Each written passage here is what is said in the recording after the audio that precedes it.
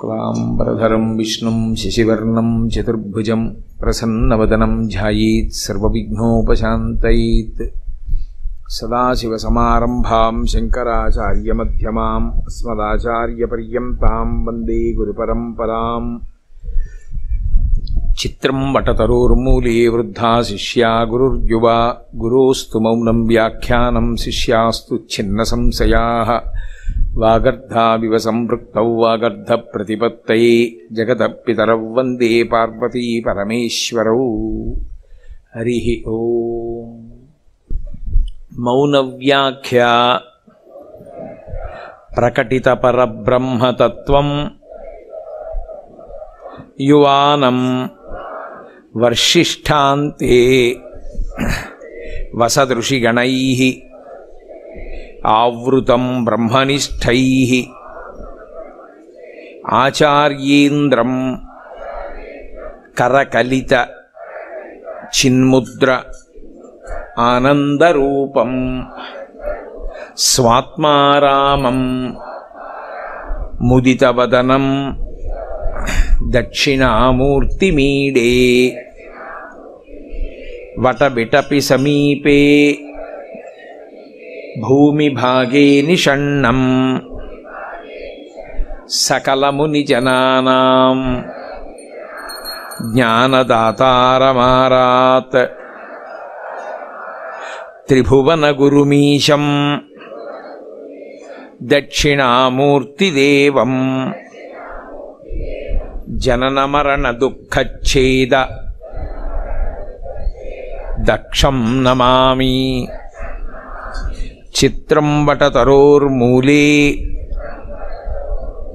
వృద్ధాః శిష్యా గురుర్యువా గురోస్తు మౌనం వ్యాఖ్యానం శిష్యాస్తు ఛిన్న సంశయాః. నిధయే సర్వవిద్యానాం భిషజే భవరోగిణాం గురవే సర్వలోకానాం దక్షిణామూర్తయే నమః. ఓం నమః ప్రణవార్థాయ శుద్ధజ్ఞానైకమూర్తయే నిర్మలాయ ప్రశాంతాయ దక్షిణామూర్తయే నమః. శ్రుతిస్మృతిపురాణానాం ఆలయం కరుణాలయం నమామి భగవత్పాద శంకరం లోకశంకరం. విశ్వందర్పణదృశ్యమాననగరీ తుల్యం నిజాంతర్గతం పశ్యన్నాత్మని మాయయా బహిరివోద్భూతం యథా నిద్రయా యః సాక్షాత్ కురుతే ప్రబోధ సమయే స్వాత్మానమేవాద్వయం తస్మై శ్రీగురుమూర్తయే నమ. ఇదం శ్రీదక్షిణామూర్తయే బీజస్యాంతరివాంకురో జగదిదం ప్రాంగ్ నిర్వికల్పం పునః మాయాకల్పితదేశకాలకలనా వైచిత్ర్యచిత్రీకృతం మాయావీవ విజృంభయత్యపి మహాయోగీవ యః స్వేచ్ఛయా తస్మై శ్రీగురుమూర్తయే నమ. ఇదం శ్రీదక్షిణామూర్తయే యస్యైవ స్ఫురణం సదాత్మకమసత్కల్పార్థకం భాసతే సాక్షాత్ తత్వమసీతి వేదవచసా యో బోధయత్యాశ్రితాన్ యస్ సాక్షాత్కరణాద్ భవేన్న పునరావృత్తిర్భవాంభోనిధౌ తస్మై శ్రీగురుమూర్తయే నమ ఇదం శ్రీదక్షిణామూర్తయే.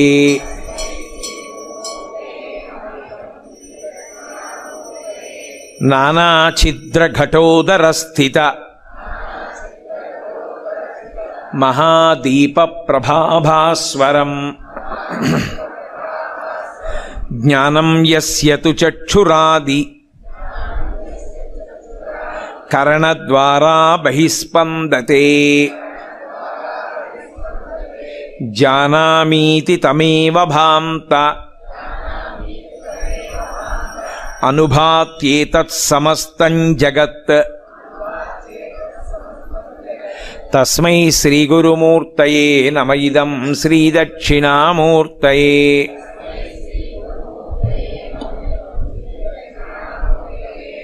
దేహం ప్రాణమపీంద్రియాణ్యపి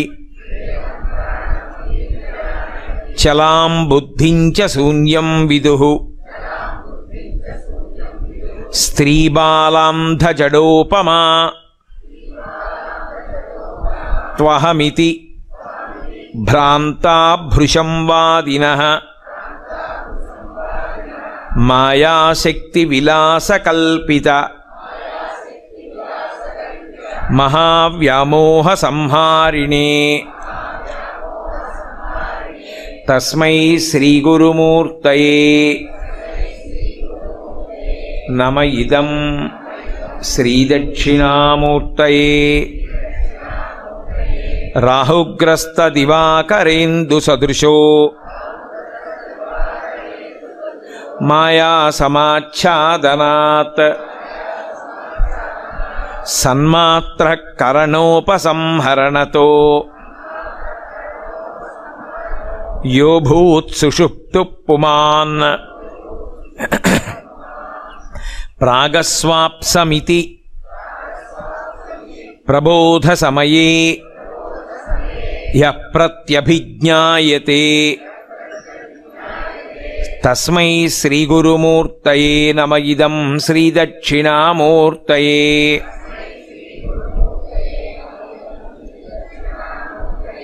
బాల్యాదిష్వసి జాగ్రతాదిషు తథా సర్వాస్వవస్థాస్యపి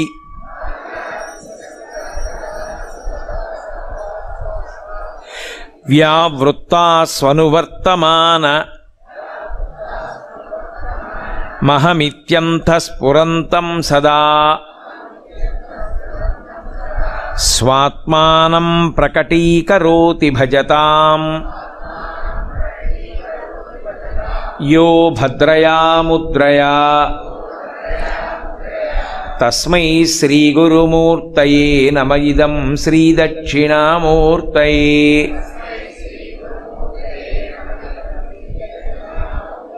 విశ్వం పశ్యతి కార్యకారణతయా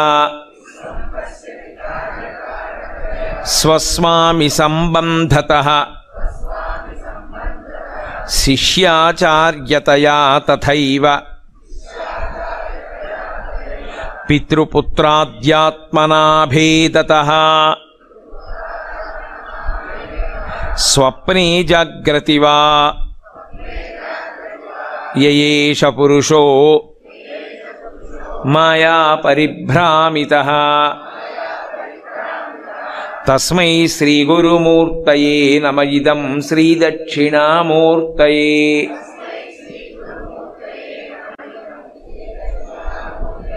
భూరంభాంస్యనలో నిలోంబర మహార్నాథో హిమాంశు పుమాన్ ఇత్యాభాతి చరాచరాత్మకమిదం యస్యైవ మూర్త్యస్థకం నాన్యత్కించన విద్యతే విమృశతాం యస్మాత్ పరస్మాత్ విభో యస్మాత్ పరస్మాత్ విభో. అక్కడ చిన్న దోషం ఉంది, దిద్దుకోండి. తస్మై శ్రీ గురుమూర్తయే నమ ఇదం శ్రీ దక్షిణామూర్తయే.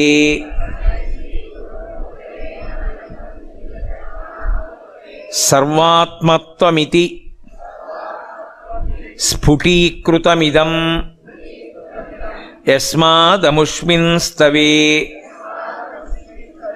తేనాస్య శ్రవణాత్ తదర్థమననాత్ ధ్యానాచ్చ సంకీర్తనాత్ సర్వాత్మత్వమహావిభూతి సహితం స్యాదీశ్వరత్వం స్వతః సిద్ధ్యేత్ తత్పునరష్ఠదా పరిణతం ఐశ్వర్యమవ్యాహతం.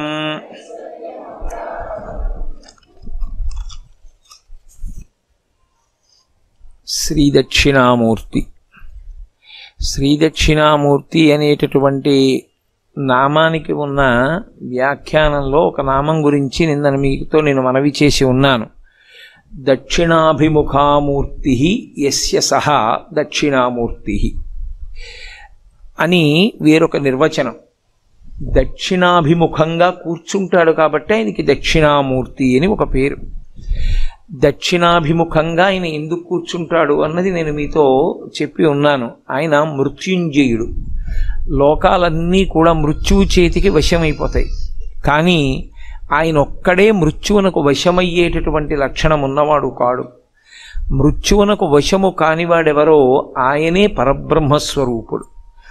పరబ్రహ్మస్వరూపుడై ఉంటాడు కనుకనే ఆయనే సృష్టికర్త, ఆయనే స్థితికర్త, ఆయనే ప్రళయకర్త. ఆయనే ఈ బ్రహ్మాండాలన్నిటినీ సృజిస్తాడు. ఎవ్వడు సృజించు ప్రాణుల ఎవ్వడు రక్షించు త్రుంచు ఎవ్వడనంతుండెవ్వడు విభుడెవ్వడు వాడి విధమున మనుచు బినుచు హేలారతుడై అంటారు పోతన గారు. ఆ పరబ్రహ్మస్వరూపంగా ఆయనే ఈ బ్రహ్మాండములను సృష్టిస్తాడు, ఆయనే నిలబెడతాడు, ఆయనే లయించేస్తాడు. అందుకే దానికి చాలా దగ్గరగా ఉండేటటువంటి ఉపమానంగా ఏం చెప్తారంటే ఊర్ణనాభిగతి అంటారు. ఊర్ణనాభి అంటే సాలెపురుగు. సాలెపురుగుకి సంకల్పం కలుగుతుంది, నేను ఇక్కడ గూడు కడితే బాగుండును అనుకుంటుంది. కొత్తగా బయటి నుంచి సాధన సంపత్తులు ఏం తేదవు. ఒక్కసారి ఆ కోరిక పుట్టగానే దాని నోట్లోంచి ఒక రకమైనటువంటి ద్రవము ఊరుతుంది. ఆ ద్రవంతో అది గూడు కట్టుకోవడం మొదలు పెడుతుంది. ఎక్కడెక్కడ తగల్చడానికి అవకాశం ఉందో అక్కడక్కడ తీగ తగలుస్తూ ఒక గూడు కట్టుకుంటుంది. ఆ గూడంతట్లో తను తిరుగుతుంది. తిరిగి దానికి ఎప్పుడో చికాకు పుడుతుంది. ఈ గూడంతా కూడా పాడు చేసేద్దాం అనుకుంటుంది.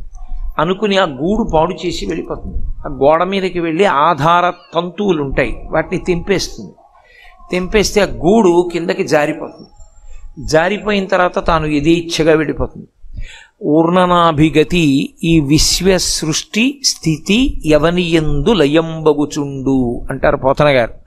సాలెపురుగు ఎలా గూడు తానే నిర్మాణం చేసి తానే నిలబెట్టి తానే పాడు చేసేసి వెళ్ళిపోయినట్టు, పాడు చేసి అన్నమాట లయంలో అన్వయం అవదు, లోపలికి తీసేసుకుంటాడు తనలోకి.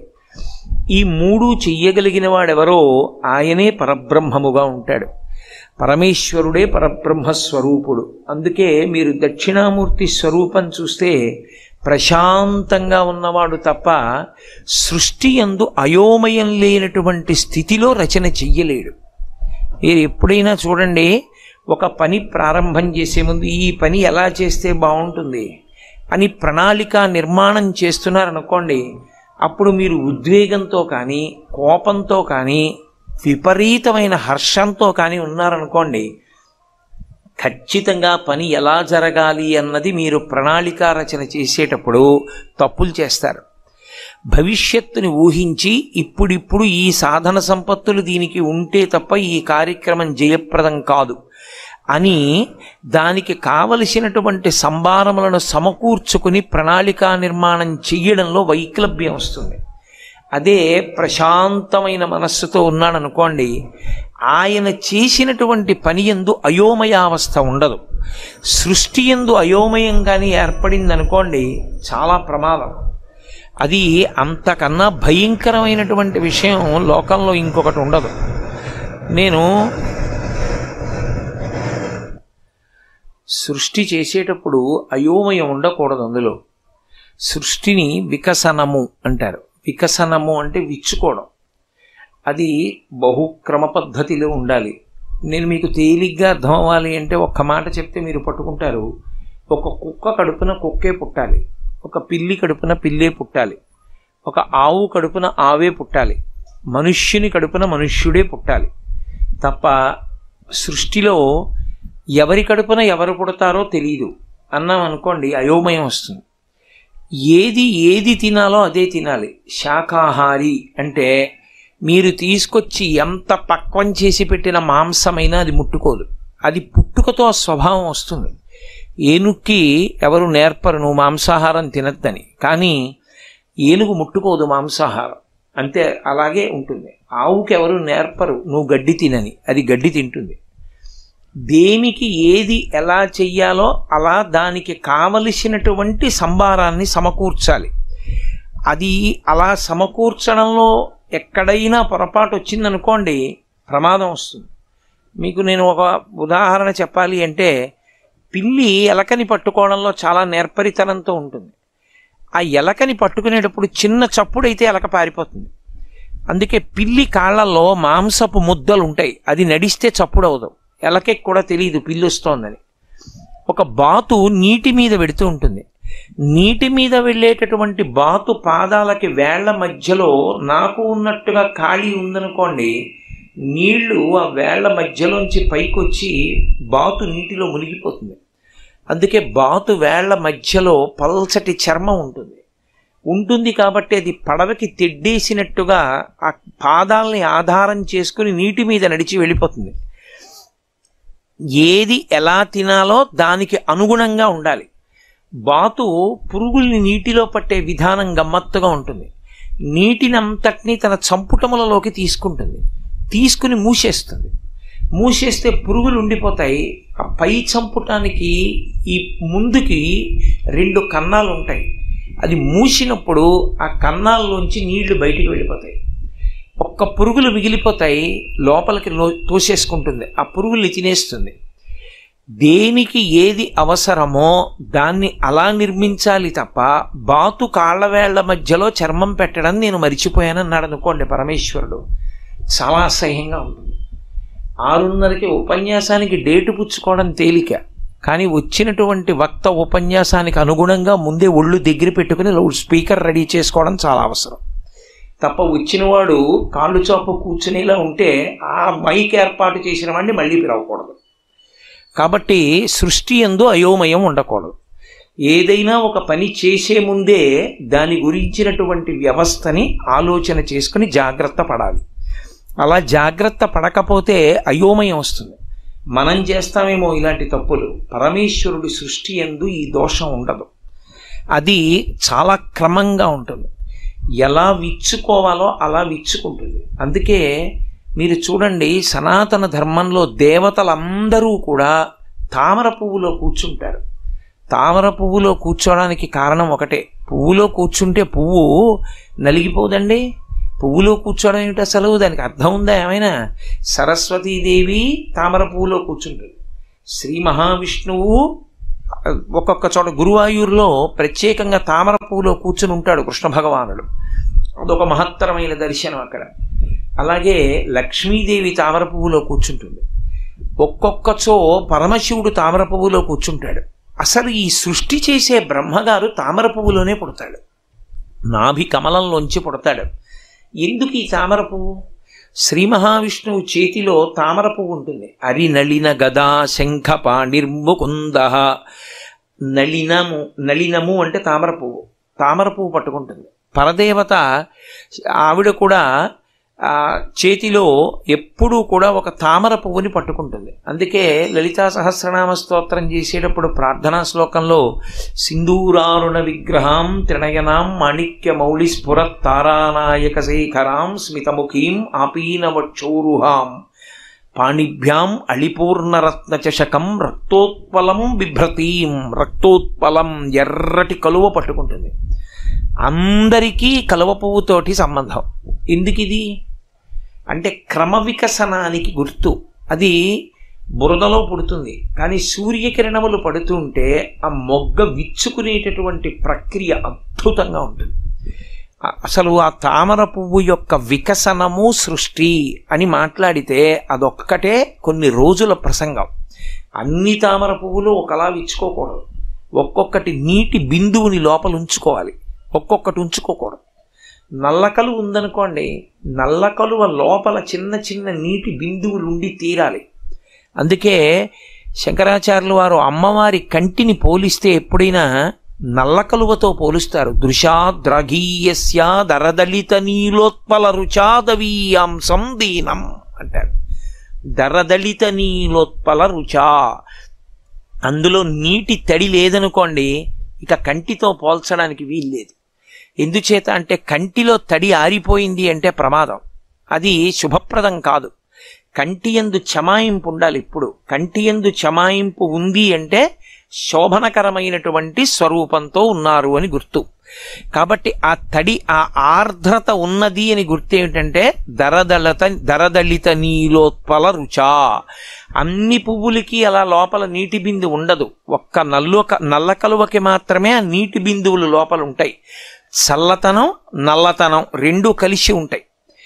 అలా ఒక్కొక్క పువ్వు ఒక్కొక్కలా విచ్చుకుంటుంది. క్రమంగా విచ్చుకోవడానికి బాగా గుర్తేది అంటే తామర పువ్వే గుర్తు. అందుకే ఇప్పుడు లోపల యాగశాలలో సర్వతోభద్ర మంటపము అని మంటపం వేశారు. ఆ సర్వతోభద్ర మంటపం ఎలా వెయ్యాలి, ఎన్ని కోణాలు రావాలి, శివార్చన చేసేటప్పుడు సర్వతోభద్ర మంటపం దగ్గరికి వెళ్ళి చూస్తే ఏ దిక్కు వైపు ఏ ద్వారం వైపుకి ఎన్ని కోణాలు ఎలా వికసనం పొందాలి, విష్ణువార్చనకైతే ఎలా పొందాలి, ఆ కోణాల వల్ల ఎలా శక్తి వస్తుంది, అవి కలువ ఆకారాన్ని ఎలా పొందుతాయి ఎప్పుడెప్పుడు, దీని మీద వ్యాస భగవానుడు అగ్నిపురాణంలో విశేషమైనటువంటి వ్యాఖ్య చేశాడు. కేవలం సర్వతోభద్ర మంటపము అని దాని మీద ఒక పెద్ద ప్రకరణం. అంటే ప్రతిదాన్ని కలువ పువ్వుతో చెప్తారు. అంటే అయోమయావస్థ ఉండకూడదు. దేనికి ఏది అవసరమో దానికి తగినట్టు అది ఉండాలి, దాని యందు బలం ఉండాలి. అన్నిటి యందు బలం అక్కర్లేదు. ఓ పంది ఉందనుకోండి, దాని బలమంతా ముట్టికే కావాలి, ఆ మూతి చివరి భాగానికే దాని బలమంతా. మిగిలిన వాటికి దానికి కాళ్ళు అవి అంత బలం కాదు, దాని ముట్టి అపారమైన బలం, భూమిని కూడా తవ్వేస్తుంది. కుక్క ఉందనుకోండి, దాని దవడలు బలం, ఎముకని కూడా నవిలేస్తుంది, అంత బలం దవడది. ఒక్కొక్క జంతువుకి ఒక్కొక్క దాని యందు బలాన్ని ఉంచుతాడు పరమేశ్వరుడు, ఎందుకంటే దాని వలన అది బ్రతుకుతుంది. ఇది క్రమ వికసనము అంటారు. ఈ క్రమ వికసనం చేయాలి అంటే, దాన్ని నిలబెట్టాలి అంటే, దాన్ని ఎప్పుడు ప్రళయం చెయ్యాలో తెలిసి ఉండాలంటే సావధానమూర్తి అయి ఉండాలి. అంటే పరమ ప్రశాంతంగా ఉండగలిగినటువంటి వాడై ఉండాలి. అసలు ఆ ప్రశాంతత లేనివాడు ఇవన్నీ చెయ్యలేడు. అందుకే సృష్టి స్థితి ప్రళయం ఈ మూడు చేసేటప్పుడు నేనే విధమైన ఉద్వేగముతో చెయ్యను. చాలామంది ఏమంటారంటే లయం చేసేటప్పుడు ఆయన చాలా కోపంగా ఉంటాడంటారు. తప్పు, అలా ఏం చేయడు. ప్రళయమునందు సంహారమునందు కూడా పరమేశ్వరుడు కారుణ్యమూర్తి. ఇది మీరు బాగా గుర్తుపెట్టుకోవాలి. ఎప్పుడు సనాతన ధర్మానికి అంతటికీ కూడా జీవం అక్కడే ఉంది.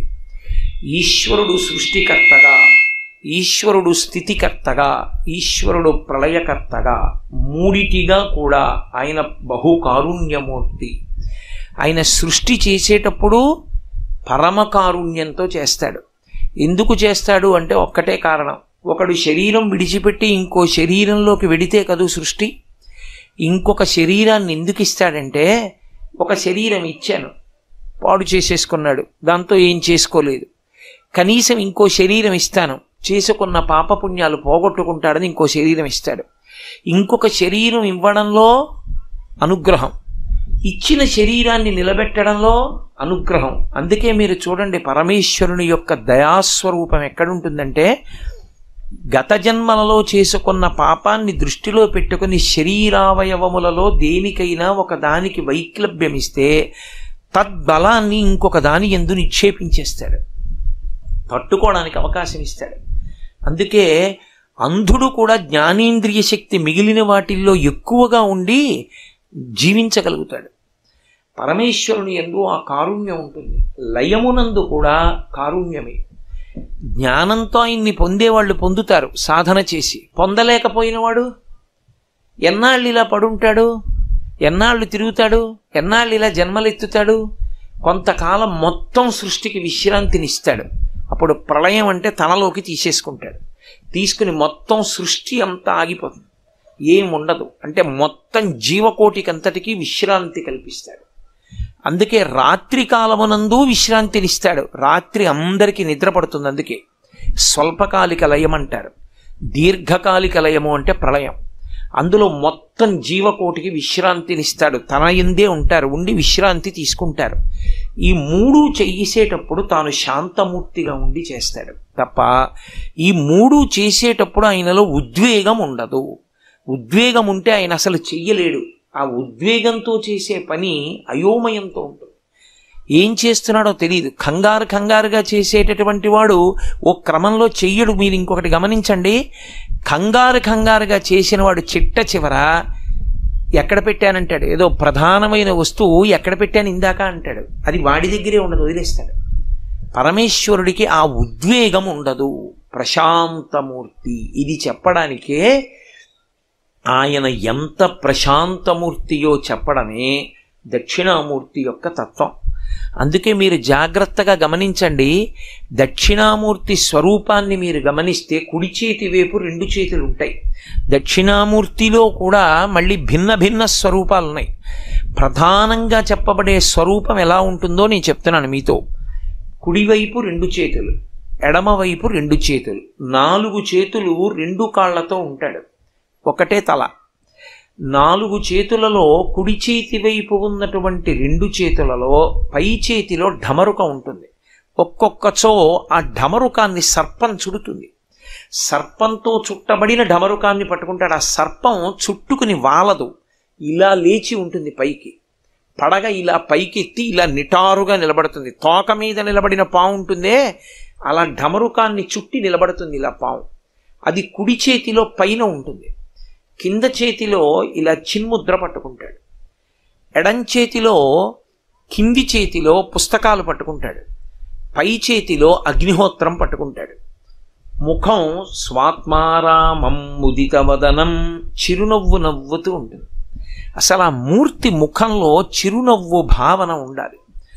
ముఖం గంభీరంగా ఉన్న, ముఖంలో కొంచెం ఏదో పెద్ద అంత ప్రశాంతంగా ఉన్నట్టు లేకపోయినా అసలు అది దక్షిణామూర్తిగా ప్రతిష్టకి అయోగ్యం.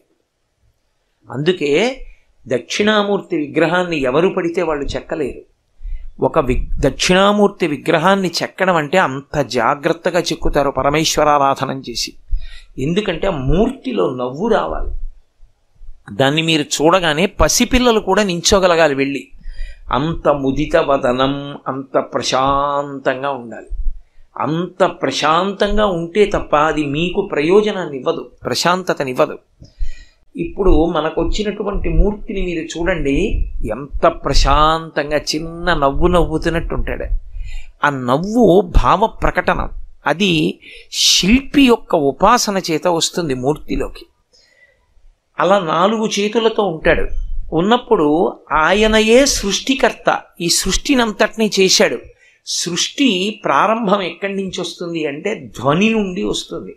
శబ్దము సృష్టికి ఆధారము. శబ్దము లేకపోతే వెనక్కి వెళ్ళినట్టు, శబ్దం వస్తే ముందుకెళ్ళినట్టు. అక్కడ వరకు అర్థం చేసుకోండి చాలు. అంతకన్నా దాన్ని వ్యాఖ్యానం చేయాలి అంటే చాలా సమయం పట్టేస్తుంది. ఎక్కడైనా ధ్వని ఉంది అంటే స్థితితో కూడిన సృష్టి ఉంది అని గుర్తు. అంటే బహిర్ముఖులై నిలబడి ఉన్నారు అని గుర్తు. ఎక్కడ శబ్దం లేకుండా ఉంది అంటే వెనక్కి వెళ్ళారు అని గుర్తు. అంటే ధ్యానావస్థలో మూలం వైపుకి వెళ్ళిపోతున్నాడు. అన్నీ ఎట్నుంచి పుడుతున్నాయో ఎక్కడి నుంచి పుడుతున్నాయో దాని వైపుకి వెళ్ళిపోతే వెనక్కి నడక అంటారు. దాన్ని రెండిటి చేత సంకేతిస్తారు. రెండిటి చేత వెనక్కి ఎడతారు. మూడవది లేదు. మీరు బాగా జ్ఞాపకం పెట్టుకోవాలి విషయం. ఇప్పుడు నేను చెప్పే మాటలు పతంజలి భాష్యం. రెండిటి చేత వెనక్కి నడుస్తారు. కానీ లోకంలో ముందుకి నడవడానికి మాత్రం ఎప్పుడూ పనికొచ్చేటటువంటివి 7 ఉంటాయి. ముందుకు నడవడానికి పనికొచ్చేవి 5 జ్ఞానేంద్రియములు, మనస్సు, శరీరము. ఈ 7 కలిస్తే ముందుకు నడుస్తాడంటే అది చూస్తాడు, ఇది చూస్తాడు, అది వింటాడు, ఇది వింటాడు, బహిర్ముఖుడై ఉంటాడు. వీటన్నిటితో తెగిపోయి వెనక్కి వెళ్ళిపోవాలంటే రెండిటి చేత పెడతాడు. ఒకటి ప్రాణాయామం చేత పెడతాడు. ప్రాణాయామం సక్రమంగా ప్రాణాయామ ప్రక్రియ నేర్చుకున్నవాడైతే, ప్రాణాయామ ప్రక్రియ అంటే మీరు ఒకటి బాగా జ్ఞాపకం పెట్టుకోవాలి. కూర్చోపెట్టి 15 నిమిషాలు ప్రాణాయామం చెయ్యండి అని చెప్పకూడదు. ఎప్పుడు ప్రాణాయామం చెప్పేటప్పుడు యోగం బాగా తెలుసున్న గురువు అని గుర్తు ఏమిటంటే నాడి చూస్తారు. నాడి చూసి నాడీ స్పందనాన్ని బట్టి వాళ్ళ శక్తిని లెక్క కట్టి ఇన్ని మాటలు ప్రాణాయామం చేయమని చెప్తారు. అంతకన్నా ఎక్కువ ప్రాణాయామం చేస్తే కాలంలో కొంతకాలానికి పిచ్చొస్తుంది. నేను పరమ యథార్థం చెప్తున్నా. తెలిసి తెలియక చేసి పిచ్చొచ్చిన వాడు ఉన్నాడు కాకినాడలోనే. తర్వాత తగ్గింది. కేవలం ప్రాణాయామం వల్ల వచ్చింది. అతి ప్రాణాయామం చేయకూడదు. శరీర శక్తిని దాటిన ప్రాణాయామం చేయకూడదు. అందరికీ సరిపోయే ప్రాణాయామం 3 మార్లే. ఎవరికైనా సరిపోతుంది. అందుకే 3 మాటలే. ఓం భూః, ఓం భువః, ఓం సుమః, ఓం మహః జనః తపః, ఓం సత్యం తత్సవితుర్వరేణ్యం వెళ్ళిపోతుంది మంత్రం. 3 మాటలే చేయిస్తారు. 3 దాటితే మీకు శక్తి ఉండాలి తప్ప ప్రాణాయామం ఇష్టం వచ్చినట్టు చేయకూడదు. కాబట్టి ప్రాణాయామం చేత వెనక్కి ఎడతాడు. వెనక్కి ఎందుకు ఎడతాడు అంటే ప్రాణాయామము మనస్సుని నిలబెట్టేస్తుంది. ఊపిరి మీద మనసు ఆధారపడుతుంది. ఊపిరిని నియంత్రిస్తే మనసు నిలబడుతుంది. మనసు నిలబడితే వెనక్కి వెడుతుంది. వెనక్కి వెడితే మూలం వైపుకు వెడుతుంది, ఆత్మ వైపుకి. ఉద్వేగంతో మామూలుగా ఊపిరి తీస్తే ముందుకెడుతుంది, యోగశక్తిగా మారుతుంది ధ్యానంలో. రెండవది ధ్యాన ప్రక్రియ. ధ్యానం ఎలా చెయ్యాలో తెలుసుకుని జాగ్రత్తగా ధ్యానం చేయడానికి అలవాటు పడితే, ధ్యానం ఎలా చెయ్యాలి అన్నది కొత్తగా ఎవరూ చెప్పక్కర్లేదు. మీరు బాగా జ్ఞాపకం పెట్టుకోండి. ధ్యానము అత్యంత క్షేమకరంగా, ఏ ప్రమాదము రాకుండా మీరు ఈ జన్మలో ధ్యానం మొదలు పెడితే ఏ వస్తువు మీద ధ్యానం చెయ్యాలో, ఎలా ధ్యానం చెయ్యాలో చెబుతూ అనేక చోట్ల అనేకమైనటువంటి ఉదాహరణలు మనకు అందిస్తూ నాటకీయ శైలిలో మీకు తెలియకుండానే మీతో ధ్యానం చేయించేటటువంటి శ్లోకాలు ఇచ్చి భద్రమైన ధ్యాన ప్రక్రియని అందించిన ఒకే ఒక మహాపురుషుడు శంకర భగవత్పాదాచార్య స్వామి. శంకరులు ఇచ్చారు ధ్యాన ప్రక్రియ అంతా. ఎన్నో శ్లోకాలు ధ్యానమే. మీరు ప్రత్యేకించి సౌందర్యలహరి తీసుకుంటే సౌందర్యలహరిలో ఒక్కొక్క శ్లోకం ధ్యానమే. ఆ ధ్యానంలో మీరు ఆ శ్లోకాన్ని కానీ ఎవరికి అవసరమో వాళ్ళకి అది చెప్పగలగాల. ప్రజ్ఞ గురువుకు ఉండాలి. అందుకే సౌందర్యలహరి అంతా కూడా ఉపాసన శాస్త్రం శక్తిది. నాకు అంత బాగా జ్ఞాపకం ఉండట్లేదండి ఈ పిల్లాడికి అంటారు. ఈ పిల్లాడికి జ్ఞాపకం ఉండట్లేదు అంటే ఏ శ్లోకం ఇవ్వాలో, శ్లోకంలో ఎలా ధ్యానం చెయ్యాలో ఆ పిల్లవాడికి నేర్పితే వాడికి విశేషమైన ధారణాశక్తి వచ్చేస్తుంది. ఎందరో ఉన్నారు అలా. శంకరాచార్యుల వారి హృదయాన్ని పట్టుకోగలగాలంటే శంకరాచార్యుల వారి అనుగ్రహం ఉండాలి. కాబట్టి ధ్యానము చేత వెనక్కెడుతుంది మనస్సు. ఎదురుగుండా ఉన్న వాటిని వదిలిపెట్టేసి వెనక్కి వెళ్ళి ఆత్మని పట్టుకుంటుంది. ఈ 2 వెనక్కి నడవడానికి సాధనాలు, 7 ముందుకి నడవడానికి సాధనాలు. ఇందులో మీరు జాగ్రత్తగా గమనించండి. దక్షిణామూర్తి పరమ ప్రశాంతంగా ఉండి కుడి చేతిలో పైభాగంలో ఢమరుకం పట్టుకుంటారు. ఆ ఢమరుకం శబ్దం చేస్తుంది. శబ్దము వేరు, ధ్వని వేరు. మళ్ళీ ఆ రెండిటికి తేడా ఉంటుంది. చాలా సాధారణంగా ఏమంటారంటే ఆయన ధ్వని చేశాడండి అంటే శబ్దం చేశాడు, ఆయన శబ్దం చేశాడండి అంటే ధ్వని చేశాడు అనుకుంటారు. కాదు, తప్పది. శబ్దము అంటే అర్థసహితము, దానికి అర్థం ఉంటుంది. అందుకే వేదమంతా కలిపి శబ్దరాశి. ధ్వని అంటే దానికి ఏ విధమైనటువంటి అర్థము ఉండదు. ఏమైనా నీకు చేత కాకపోతే చెప్పు, నేను కుర్చీ ఆ మధ్యలో వేసుకు చెప్పేస్తాను, వాళ్ళకి ఇబ్బంది ఉండదు, వినపడిన వాళ్ళకి వినపడుతుంది. శబ్దరాశి అంటే వేదం. శబ్దము అంటే దానికి ఒక అర్థం ఉంటుంది, అందరికీ కూడా అది ఉపయుక్తమవుతుంది. ఉదాహరణకి నేను ఇప్పుడు మాట్లాడుతున్నాను అనుకోండి, నేను మాట్లాడే మాటల్లో ఒక అర్థం ఉంది. అర్థం ఉంది కాబట్టి మీరందరూ వింటున్నారు. అలా అర్థం ఉంటే దాన్ని శబ్దం అంటారు. అర్థం లేదనుకోండి దాన్ని ధ్వని అంటారు. పసిపిల్లలు పడుకొని ఊ ఉంగా ఆ అంటారు. మనం అన్వయం చేసుకుంటాం, చూడు హూ హూ అని చేతులు ఎత్తుతోంది, ఎత్తుకొమ్మని అంటాడు.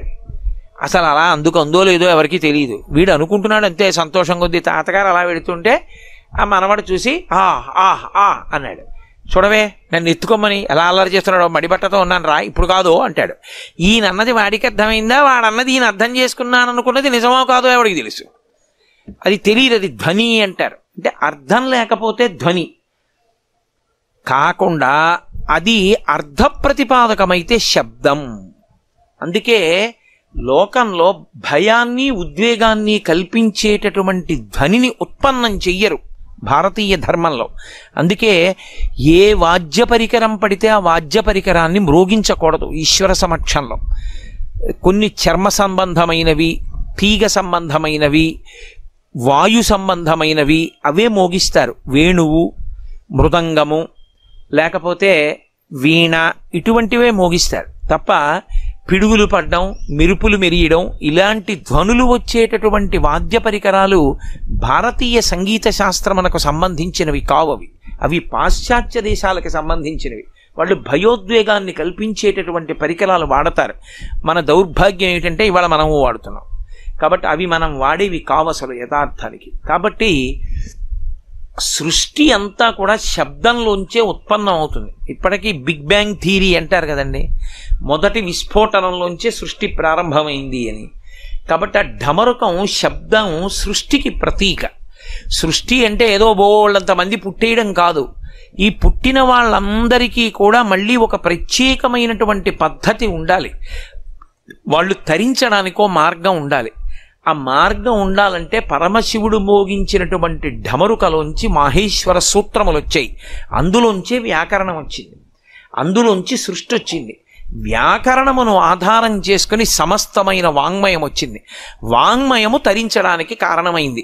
అందుకే ఇప్పటికీ వ్యాకరణం చెప్తే మడి కట్టుకుని ఒక్క శివాలయంలోనే చెప్తారు. శివాలయంలో వ్యాకరణ మంటపం అని ఒక మంటపం కడతారు. అందులో గురువుగారు మడి కట్టుకుని కూర్చుని శిష్యులకి నేర్పుతారు. మనకి ఒక 2 తరాల ముందు వరకు శివాలయాల్లో వ్యాకరణ మంటపాల్లో మడి కట్టుకుని గురువుగారు చెప్తుంటే వ్యాకరణం నేర్చుకున్నటువంటి పండితులు ఉండేవారు. తరువాతి కాలంలో పోయింది. కాబట్టి ఆ వ్యాకరణ మంటపం శివాలయంలో ఉంటుంది, ఈ ఢమరుకం శివుడి చేతిలో ఉంటుంది. అంటే సమస్త వాంగ్మయము సృష్టి ఆయన చేతిలోంచి వచ్చాయి. ఇప్పుడు ఈ చేతిలోంచి సృష్టి రావడం ఢమరుకం, శబ్దం ఉత్పన్నం అవడం. మరి పావు నిటారుగా నిలబడ్డం, పావు నిటారుగా నిలబడడం అనేటటువంటి దానికి అర్థం ఏమిటంటే కుండలిని శక్తిని ప్రచోదనం చేయడం. అంటే ఏ శబ్దానికి కూడా దూరంగా తానుండి మౌనంలో వెన్నుపావును నిటారుగా ఉంచి లోపలే విశేషమైనటువంటి యోగశక్తి చేత కుండలిని కదుపుతారు. కదిపితే పైకి లేస్తుంది, ఊర్ధ్వముఖ చలనం చేస్తుంది. అది చలనం చేసినప్పుడు ఇక ఈ శబ్దాలు ఏమీ ఉండవు. అది బిసతంతు తనీయసి అని తామర తూడులోంచి పైకెక్కినట్టు పైకెక్కుతుంది. పైకెక్కి అది చివరికి ఎక్కడికెడుతుందంటే సహస్రారంలో పార్వతీ పరమేశ్వరుల యొక్క సంయోగ దర్శనం చేస్తూ యోగి అమృతధారల చేత తడిసిపోతాడు. ఆ అమృతధార చేత తడిసిపోయేటటువంటి తత్వానికి గుర్తు నిలబడినటువంటి పాము. అందుకే భారతీయ యోగశాస్త్రంలో పాము 2ంటికి సంకేతం. ఒక పాము పాడైపోవడానికి గుర్తు, పాము కాటు పాడైపోవడానికి గుర్తు. నిలబడినటువంటి పాము ఊర్ధ్వముఖ చలనానికి గుర్తు. అందుకే మీకు భారతీయ ధర్మంలో ఏ దేవతకి కూడా పాముతో సంబంధం లేకుండా ఉండడు. మీరు చూడండి, కృష్ణుడికి పాము శంకరాభరణము అని, పాము పరమశివుడికి ఆభరణం. విఘ్నేశ్వరుడికి పాము యజ్ఞోపవీతం, నాగ యజ్ఞోపవీతధారిణం అని, విష్ణువు శేషశయనం. అందరికీ పాముతో సంబంధం ఉంటుంది. సుబ్రహ్మణ్యుడి నెమలికి పాము చుట్టుకుని ఉంటుంది. ఈ పాము దేనికి గుర్తు అంటే అమృతత్వం వైపుకి తీసుకెళ్ళడానికి గుర్తు. ఈ సృష్టిలో ఈ వాంగ్మయం అంతా చదువుకోవడం చదువుకోవడం చదువుకోవడం, వినడం వినడం వినడం ఎందుకు పనికి రావాలంటే చదువుకోవడమే పిచ్చిగా చదువుకోవడానికి కాదు. అందుకే కుడి చేతి వైపు ఉంటే వదిలిపెట్టకూడనిది అని గుర్తు, ఎడం చేతి వైపు ఉంటే కొంతకాలం తర్వాత వదిలేయాలి అని గుర్తు. అందుకని దూష్యం ఎక్కువ పట్టుకోవద్దు స్మా అని గుర్తు. అప్పుడు ఎడం పక్కకి ఇస్తారు. దక్షిణామూర్తికి ఎడం పక్క చేతిలో పుస్తకం ఉంటుంది. అంటే ఒక స్థాయి వరకు చదువుకో తప్ప చదువుకుని తరించిపోతాననుకుంటే అంతకన్నా అమాయకత్వం ఇంకోటి లేదు. చదువుకుని తరించాడు ఎవడు? చదువుకున్న దాంట్లో ఏదో ఒకటి పట్టుకుని అనుష్ఠానం చేయి. ఏదో ఏకశబ్ద సమ్యజ్ఞాత సృష్ట ప్రయుక్త స్వర్గే లోకే కామదుగ్భవతి. ఒక్క శివనామం చాలు, ఒక్క రామనామం చాలు, ఒక్క శక్తినామం చాలు, ఒక్క మంత్రం చాలు, ఒక్క నమస్కారం చాలు. నువ్వు ఏదో ఒకటి పట్టుకో, గట్టిగా దాన్ని పట్టుకో. పట్టుకున్నది వైదికమయ్యేటట్టుగా చూసుకో. అవైదికమైన దాన్ని పట్టుకుంటే ఉయ్యాల ఎక్కి కాశీ వెళ్ళినట్టు ఉంటుంది, ప్రయాణం ఉండదు, చేయడమే మిగులుతుంది. వైదికమైన దాన్ని పట్టుకుంటే నువ్వు చేరవలసిన దాన్ని చేరిపోతావు. అంటే అనుష్ఠాన ప్రక్రియకి గుర్తు ఏమిటంటే మనస్సులో తిప్పడం రావాలి. అందుకే కుడి చేతి వైపుకి జపమాల ఉంటుంది. మీరు చూడండి, దక్షిణామూర్తి కుడి చేతిలో పై చేతిలో ఢమరుకం ఉంటుంది, నిలబడిన సర్పం ఉంటుంది, అక్షమాల చేత్తో తిప్పే మాల ఉంటుంది. అంటే 100 ప్రసంగాలు చేయడం కన్నా, ఇప్పుడు నేను ఇక్కడికి వచ్చి 2 గంటల ఉపన్యాసం చెప్పడం కన్నా యథార్థానికి చిత్రం వటతరోర్మూలే వృద్ధా శిష్య గురుర్జువా అన్న శ్లోకాన్ని జపం చేస్తూ లోపల దక్షిణామూర్తిని 2 గంటల పాటు దర్శనం చేస్తే నాకు వచ్చే అభ్యున్నతి నిజానికి 2 గంటల ఉపన్యాసం చెప్పడంలో రాదు. లోపల తిప్పడం ఎవరు తిప్పుతాడో వాడు ధన్యుడు. అందుకే కుడి చేతిలో అక్షమాల ఉంటుంది, జపమాల. తిప్పడం అనుష్ఠానం చాలా అవసరం. ఎన్నో వింటాడు, ముఖాన బొట్టు కూడా ఉండదు. ఎందుకు వినడం? ఎవడకు కావాలి? నీకు బొట్టు ఎట్టుకోవడానికి చాలా మొహమాటం. ఏమిటి విని ఏమిటి సాధిస్తావు? ఏమీ లేదు. ఎక్కడో రాయి దెబ్బ తగిలి ముందుకు పడి మచ్చబడితే ఏం చేస్తావు? బొట్టు ఎట్టుకోవడానికి కష్టం. వాడు ఎన్ని వింటే ఏం ఉపయోగం నాకు చెప్పండి? ఏమీ ఉండదు. అనుష్ఠానం ప్రధానం. అందుకే జపమాల పైన పట్టుకుంటాడు. అది సృష్టికి గుర్తు. స్థితి ఆయన చిరునవ్వుతో కూడుకున్న ముఖం. నిలబెట్టేటటువంటి వాడు, పోషించేటటువంటి వాడు చిరునవ్వుతో పోషించాలి, లేకపోతే అది శక్తిగా మారదు. అది ఎంత తొందరగా ఈ శరీరం వదిలేద్దామా అన్నదానికి కారణమవుతుంది. మీరు అందుకే చూడండి, స్థితి అన్న మాటలో ఊపిరి, కడుపు ఈ 2 కలిస్తేనే స్థితి. మీరు నేను అన్న మాటలు జాగ్రత్తగా పట్టుకోవాల్సి ఉంటుంది సుమా. కడుపు ఊపిరి కలుస్తాయి. ఎందుకంటే కృతయుగం, త్రేతాయుగం, ద్వాపరయుగం, కలియుగం ఈ 4టిలో ప్రాణాలు నిలబడే స్థానాలు వేరు. కృతయుగంలో ఎముకలున్నంత కాలం బతికుంటారు. త్రేతాయుగంలో మాంసమున్నంత కాలం బతికుంటారు. ద్వాపర యుగంలో రక్తం ఉన్నంత కాలం బతుకుతారు. కలియుగంలో అన్నం తిన్నంత కాలం బతుకుతాడు. మీరు చూడండి, అన్నం పెడితే బతకడు.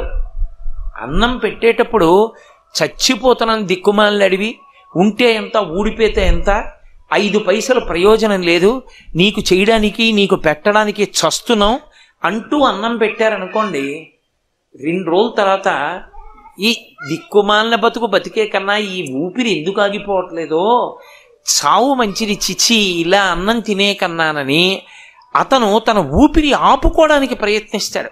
మనిషికి చావు మీద అనురక్తి మొదలవడానికి కారణం ఏమిటో తెలుసా? ప్రేమగా అన్నం పెట్టే మనిషి లేకుండా పోతే ఉండి ఏం ప్రయోజనం అన్న ఆలోచన వచ్చేస్తుంది. ఎన్ని ఉన్నా అదొక్కటి లోటు వస్తే ప్రమాదం వస్తుంది. అందుకే పురుషుడి జీవితం అంతా ఎవరి మీద ఉంటుందంటే భార్య మీద ఉంటుంది. ఏమి కానివ్వండి, ఆ అన్నం తినేటప్పుడు కడుపు నిండా తిన్నారా అంటుంది, ప్రేమగా పెడుతుంది, బతుకుతాడు పురుషుడు. నీ వల్ల బతికేశానే అంటాడు. ఆవిడ లేదనుకోండి, గృహిణి గృహముచ్యతే, ఏమనుకోకండి. ఆవిడ లేదనుకోండి, ఆ ఇంట ఏమిటో అనిపిస్తుంది. ఎందుకంటే ఏది ఆ అన్నం పెట్టిన చెయ్యేది, ఆ గాజులు చెయ్యేది లేదు, వెళ్ళిపోయింది. కాబట్టి ఆ అన్నానికి ఊపిరికి దగ్గరి సంబంధం. ఈశ్వరుడు అన్నం పెట్టినప్పుడు తృణీకరించి పెట్టాడు ఎవ్వరికి. ఆయన పరమ ప్రేమతో పెడతాడు. ఇన్ని కోట్ల జీవరాశులకు అన్నం పెడుతున్నవాడెవరు? ఆయనే. ఆయన పెట్టినప్పుడు ప్రేమతో పెట్టాడు తప్ప వీడు నాకేం చేశాడని పెట్టాడు. తండ్రి కొడుకు తనని ప్రేమించినా ప్రేమించకపోయినా అన్నం పెడతాడు. అలాగే తను పెట్టిన అన్నం తినికి తనకి వ్యతిరేకంగా మైకులో తిడుతున్నా ఆయన అన్నం పెడుతూనే ఉంటాడు. పోన్లేరా అంటాడు. అది ఆయన ప్రేమ. అన్నం అంత ప్రేమగా పెడతాడు, అంత ప్రేమగా బతికిస్తాడు. వీడు నేను ఇచ్చిన దానికి ఉపయోగించుకోవట్లేదుగా శరీరం అని తీసేయడు, ఉంచుతాడు. బాగా జర్జరీభూతం అయిపోయి కాళ్ళు చేతులు కదలక మలమూత్రములను తాను విసర్జించుకోలేక మంచంలో ఉండిపోయినా ఇంకా ఉండిపోవాలనుకుంటాడు. పిచ్చాడా, ఏం చేస్తావురా శరీరంలో ఉండి, ఏం చేయలేవు అని బయటికి తీసేసి ఇంకో శరీరంలో పెడతాడు. ఎంతటి కారుణ్యమూర్తి! అందుకే ఆ స్థితికారకత్వమునందు కారుణ్యం ఉండాలి. అందుకే ముఖం చిరునవ్వు నవ్వుతూ ఉంటుంది. సృష్టి ధమరుకం, స్థితి చిరునవ్వు, లయం అగ్నిహోత్రం. అందుకే ఎడంచేతి వైపు అగ్నిహోత్రాన్ని పట్టుకుంటాడు. ఈ సమస్త ప్రపంచాన్ని లయం చెయ్యగలిగిన వాడెవరు? ఆయనే. లయం చెయ్యడం అన్న మాట మళ్ళీ రెండు రకాలుగా ఉంటుంది. ఆ శరీరం పడిపోయేటట్టు చేయడం ఒక ఎత్తు, ఆ శరీరం పడిపోవడం కాదు, ఇక మళ్ళీ శరీరంలోకి రావలసిన అవసరం లేకుండా చేయడం ఒక ఎత్తు. చేసుకున్న పాపపుణ్యాల కొద్దీ ఆ శరీరం పడిపోయి ఇంకో శరీరంలోకి వెళ్ళాలనుకోండి, ఈ శరీరాన్ని పడగొడతాడు అగ్ని, ఇంకో శరీరాన్ని ఇస్తాడు డమరుకం. పరమభక్తి తత్పరుడై జీవనం చేశాడనుకోండి, వాడికి జ్ఞానం ఇచ్చేస్తాడు, ఇక మళ్ళీ నువ్వు పుట్టక్కర్లేదంటాడు. దాన్ని ఆత్యంతిక ప్రళయము అని పిలుస్తాడు. ఆ జ్ఞానం ఇచ్చి రక్షిస్తాడు. అందుకే 5 చేస్తాడు. పంచకృత్యపరాయణ. అమ్మవారు పరమశివుడు కూడా సృష్టి స్థితి లయ తిరోధాన అనుగ్రహములన 5 చేస్తారు. తిరోధానం అంటే మాయ దాస్తాడు, అనుగ్రహం అంటే మోక్షం ఇచ్చేస్తాడు జ్ఞానం ఇచ్చి. ఆ జ్ఞానము మోక్షము నేను ఇవ్వగలనని చెప్పడమే తదియనాటి చంద్రరేఖతో ఉంటాడు. సూర్యుడు చంద్రుడు కూడా ఉంటారు దక్షిణామూర్తికి. ఇక్కడ విగ్రహంలో ఉన్నారేమో సూర్యచంద్రుడు ఇద్దరు ఉంటారంటే కాలమునకు నేను వశుడను కాను, అందుకే యువకుడిగా ఉంటాను. 2 ఆ చంద్రరేఖ ఉంది. చంద్రరేఖ నుండి సుధా బిందువులు పడుతుంటాయి, అమృత బిందువులు పడతాయి. అంటే జ్ఞానము వృద్ధి పొందాలి తప్ప జ్ఞానము నశించిపోకూడదు. శుక్లపక్ష తదియనాటి చంద్రరేఖ పున్నమి చంద్రుడు అవుతుంది. పున్నమి చంద్రుడు గుండ్రంగా సున్నలా ఉంటాడు. పూర్ణమద పూర్ణమిదం పూర్ణాత్ పూర్ణముదచ్యతే పూర్ణస్య పూర్ణమాదాయ పూర్ణమేవావశిష్యతే. సున్న పెట్టాడు అంటే గుర్తే ఉంటో తెలుసా? ఎక్కడ మొదలెట్టాడో అక్కడికి వచ్చాడు అని గుర్తు. అలా పూర్తి చేయకపోతే సున్న కాదు. నేను ఇలా పెట్టాను అనుకోండి, బిందునాద కళా విధానేనా అని వేదాంతంలో ఒక పెద్ద విశేషం. ఇలా పెట్టి చుక్క ఇలా తిప్పి మళ్ళీ ఈ చుక్క దగ్గరికి వచ్చేసాను అనుకోండి, సున్న అయిపోయింది.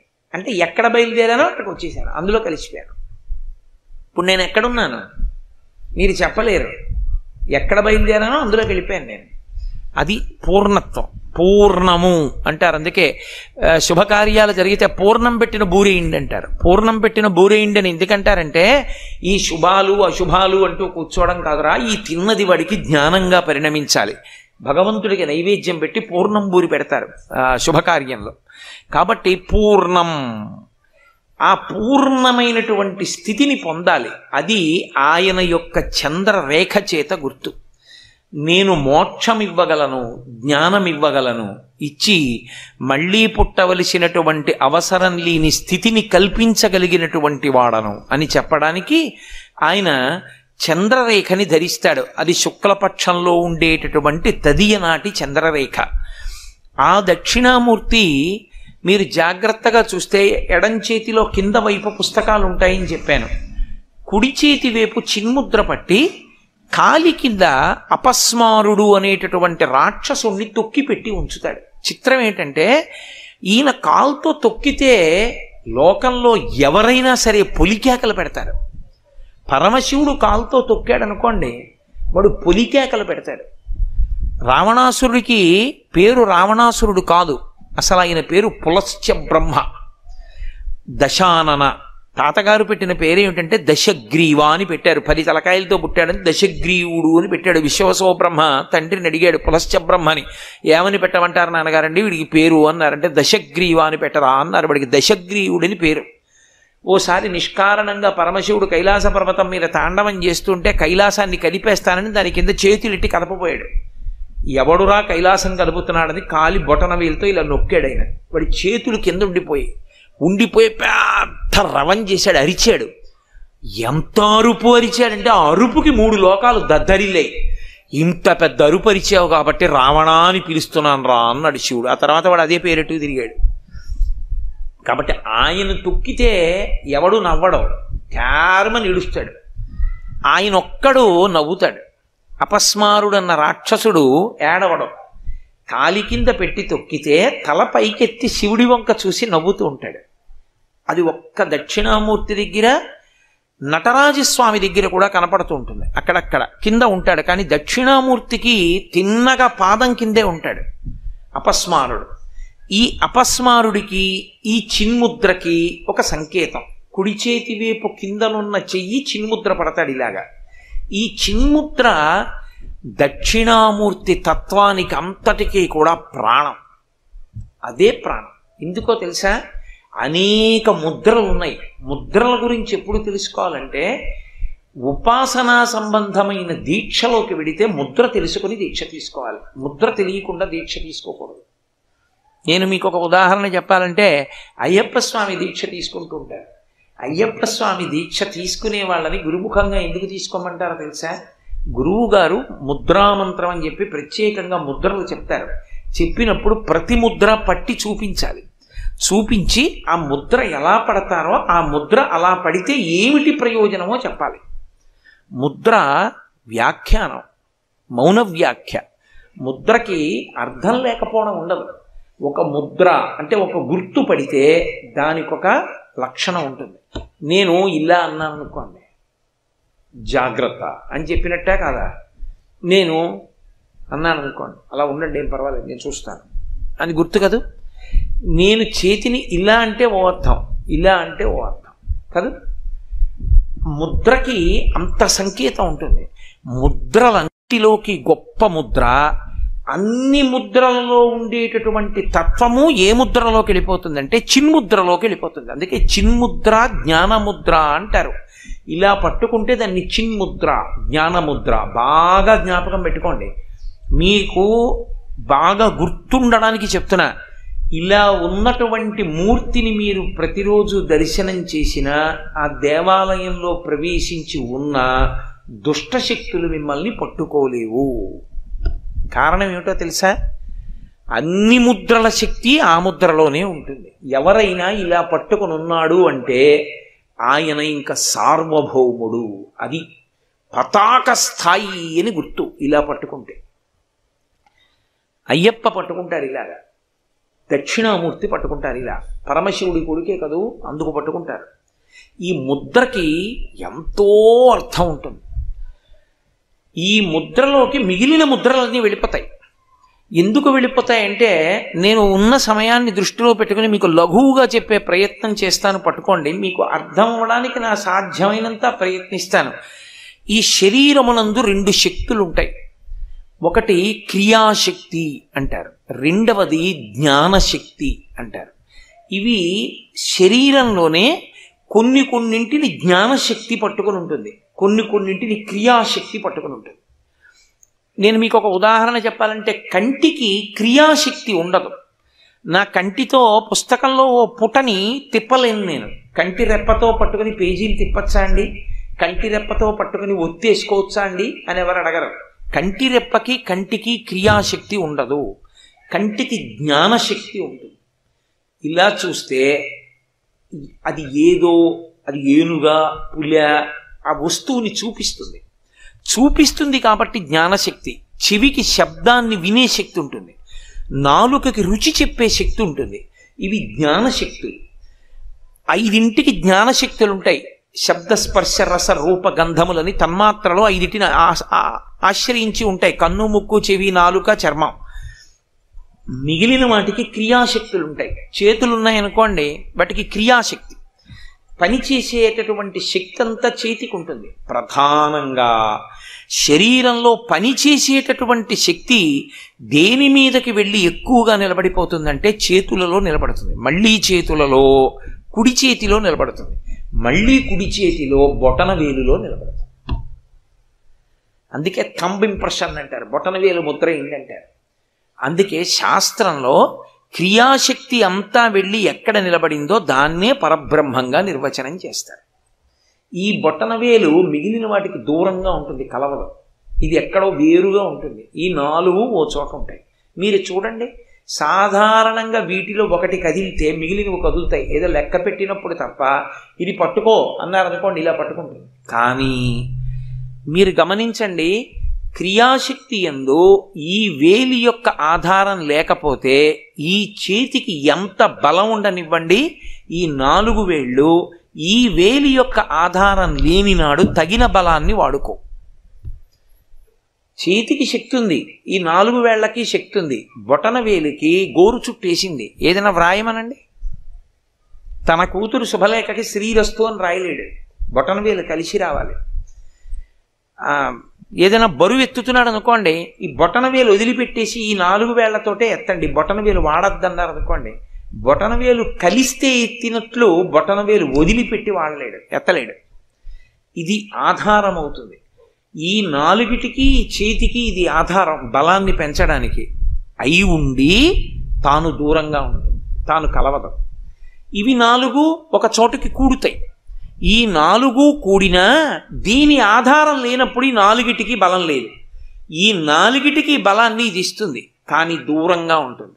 అందుకే దీన్నే పరబ్రహ్మంగా చెప్తారు. ఇది పరబ్రహ్మం అయితే ఈ వేలుంది చూశారు, ఈ వేలు ఎంత దూరమైనా చేస్తుంది. ఇది సాధారణంగా ఎప్పుడూ దగ్గర చెయ్యదు. ఈ వేలు దగ్గరగా ఉంది అని చెప్పవలసి వస్తే ఈ వేలు వాడరిహ. ఎంత దగ్గర అంటేనండి, నా గుండెల్లో పెట్టుకున్నాను అని చెప్పవలసి వచ్చిందనుకోండి, ఇలా అండవు, ఇలా అంటాడు. బొటన వేలితో కలిపి చేయి పెడతాడు. చాలా దూరం అనవలసి వచ్చిందనుకోండి, అలా చూపిస్తాడు, అక్కడండి అంటాడు. భగవంతుడు ఎక్కడున్నాడండి అని అడిగారు అనుకోండి, ఎక్కడో కొండ మీద ఉన్నాడండి, ఎక్కడో ఆకాశంలో ఉంటాడండి, ఇలా చూపిస్తాడు. ఈ వేలు దూరం చేస్తుంది. బాగా దూరం చేసేది ఈ వేలు. బాగా దూరం చేసినటువంటిదే ఈ వేలైతే ఎక్కడో లేడురా పరమాత్మ, ఇక్కడే ఉన్నాడని చెప్పేది ఈ వేలు. అతి దగ్గరతనాన్ని చెప్తుంది ఈ వేలు. అందుకే భగవంతుడు ఎంత ఉంటాడు అంటే అంగుష్టమాత్రుడై ఉంటాడు. ఇక్కడ బొటన వేలంత వాడై ఉంటాడు లోపల. జీవుడు అంగుష్టమాత్రుడై ఉంటాడు. మన మీరు భారతంలో ఉన్నారుగా, జీవుడే బ్రహ్మము. ధర్మరాజు గారు చెప్పలా, అందుకని బొటన వేలంత ఉంటాడు. బొటన వేలంత ఉన్నటువంటి జీవుడు బ్రహ్మము కనుక బొటన వేలు భగవంతునికి సూచన. ఇది దూరం చేయడానికి సూచన, ఇది దగ్గర చేయడానికి సూచన. దూరంగా ఉన్నాడన్నవాడు ఎక్కడో లేడు, ఇక్కడే ఉన్నాడని తెలియచేయబడితే అసలు ఎక్కడో వెతకడం కాదురా, ఇక్కడ నాలోనే ఉన్నాడు భగవానుడు అని తెలుసుకుంటే ఇది వంగిపోయి దీంతో కలిసిపోతుంది. ఇలా కలిసిపోయిందో, ఎక్కడ విడిపోయాడో అక్కడ కలిసిపోయాడు కాబట్టి 0 అయిపోయింది. అందుకని చిన్ముద్ర. అప్పుడు ఈ 3 వేరుగా అయిపోయి దూరం చేస్తున్న వేలు వచ్చి బొటన వేలుతో కలిసిపోయింది. అందుకని చిన్ముద్ర కాదు. చిత్రం ఏమిటంటే, ఈ 4 కలిశాయనుకోండి, ఈ 4 కలిసి ఉన్నంతసేపు మాయయందు తిరుగుతూ ఉంటాడు. మాయయందు తిరగడం అంటే ఏమిటో అనుకుని మీరు పెద్ద హడావిడి పడిపోక్కర్లేదు. మీకు నేను ఒక్కటే చెప్తా, సత్యము ఎదురుగుండా ఉంటుంది, కనపడదు. మాయ ఉండదు, ఉన్నట్లు కనపడుతుంది. ఉండక ఉన్నట్లు కనపడితే మాయ, ఉండి కనపడకపోతే సత్యం. ఉండి ఉన్నట్లుగా కనపడిపోయింది అనుకోండి, సత్యం అర్థమైపోయిందని గుర్తు, అంతే. మీరు చెప్పింది మాకేం అర్థం కావట్లేదండి, ఇదో మాయ అని మీరు అంటారు, నాకు తెలుసు. కానీ నేను మీకు ఒక ఉదాహరణ చెప్తాను, మీరు వెంటనే పట్టేసుకుంటారు. మాయ అంటే ఎప్పుడైనా మీకు మాయ అంటే ఏమిటి అని ఎవరన్నా అడిగారనుకోండి, మీకు నేను అతి తేలిక నిర్వచనం చెప్తున్నా, జ్ఞాపకం పెట్టుకోండి. నామము రూపము ఇవే మాయ. నామరూపములు మాయా. నామము పేరు, రూపము ఒక రూపం, ఈ రెండు మాయ. ఈ రెండుటిని తీసి చూస్తే సత్యం. నేను మీకు ఉదాహరణ చెప్పాలి అంటే, ఏమండి గాజులు బాగున్నాయండి అంటారు, ఏమండి ఉంగరాలు బాగున్నాయండి అంటారు, ఈ గొలుసులు బాగున్నాయి, భుజకీర్తులు బాగున్నాయి, అందెలు బాగున్నాయి, లేకపోతే ఏదో మెళ్ళో వేసుకున్న హారాలు బాగున్నాయి అంటారు. హారముగా ఏది ఉంది? బంగారం. ఉంగరముగా ఏది ఉంది? బంగారం. కొనుక్కునేవాడేం చూస్తాడు? గొలుసు చూస్తాడు, ఉంగరం చూస్తాడు, భుజకీర్తి చూస్తాడు, అందె చూస్తాడు. అమ్ముతున్న కంసాలేం చూస్తాడు? ఆ లోపల ఉన్న బంగారం ఎంతుందో తూకం వేసి చూస్తాడు. మనమేమంటాం? గొలుసుందండి నా దగ్గరండి అంటాం. కంసాలేమి దానికి డబ్బు ఇవ్వాల్సి వస్తే ఏమిస్తాడు? గొలుసు పొడుగు చూసి ఇవ్వడు, గొలుసులో ఉన్న బంగారానికి ఇస్తాడు. ఇప్పుడు నేను మీకు చెప్పిన మాటని గట్టిగా పట్టుకునే ప్రయత్నం చేయండి. బంగారం లేకుండా గొలుసు ఉంటుంది, అంటే గొలుసు లేకుండా బంగారం ఉంటుంది, బంగారం లేకుండా గొలుసు ఉండదు. ఇది పట్టుకున్నారా? నేను మీకు తులం బంగారం ఇచ్చాను, గొలుసు చేయించుకున్నారు. బంగారం ఉంది కాబట్టి గొలుసు చేయించుకున్నారు. నేను మీకు బంగారం ఇవ్వలేదు, ఓ గొలుసు పట్టండి అన్నాను, వస్తుందా? బంగారము లేని గొలుసు ఉండదు, గొలుసు లేని బంగారం ఉంటుంది. గొలుసు లేదు, చెరిపించేశారు. ఏదో వీధిలో కడితే లాగేస్తున్నట్టండి, గొలుసులను చెరిపించేసి ఓ ముద్ద చేసేసి బ్యాంకులో లాకర్లో పెట్టేసుకున్నారు. ఇప్పుడు బంగారం ఉందా లేదా? బంగారం ఉంది. బంగారం అంటూ ఉంటే ఎప్పుడైనా ఆభరణం అవుతుంది. బంగారం లేదు, గొలుసు వస్తుందా? రాదు. గొలుసుగా లేదు, బంగారం మాత్రం సత్యం. బంగారము ఎప్పుడూ సత్యమే. దాని మీద నామరూపములు ఆరోపింపబడ్డాయి. ఆరోపించడానికి సత్యం ఉండాలి అక్కడ.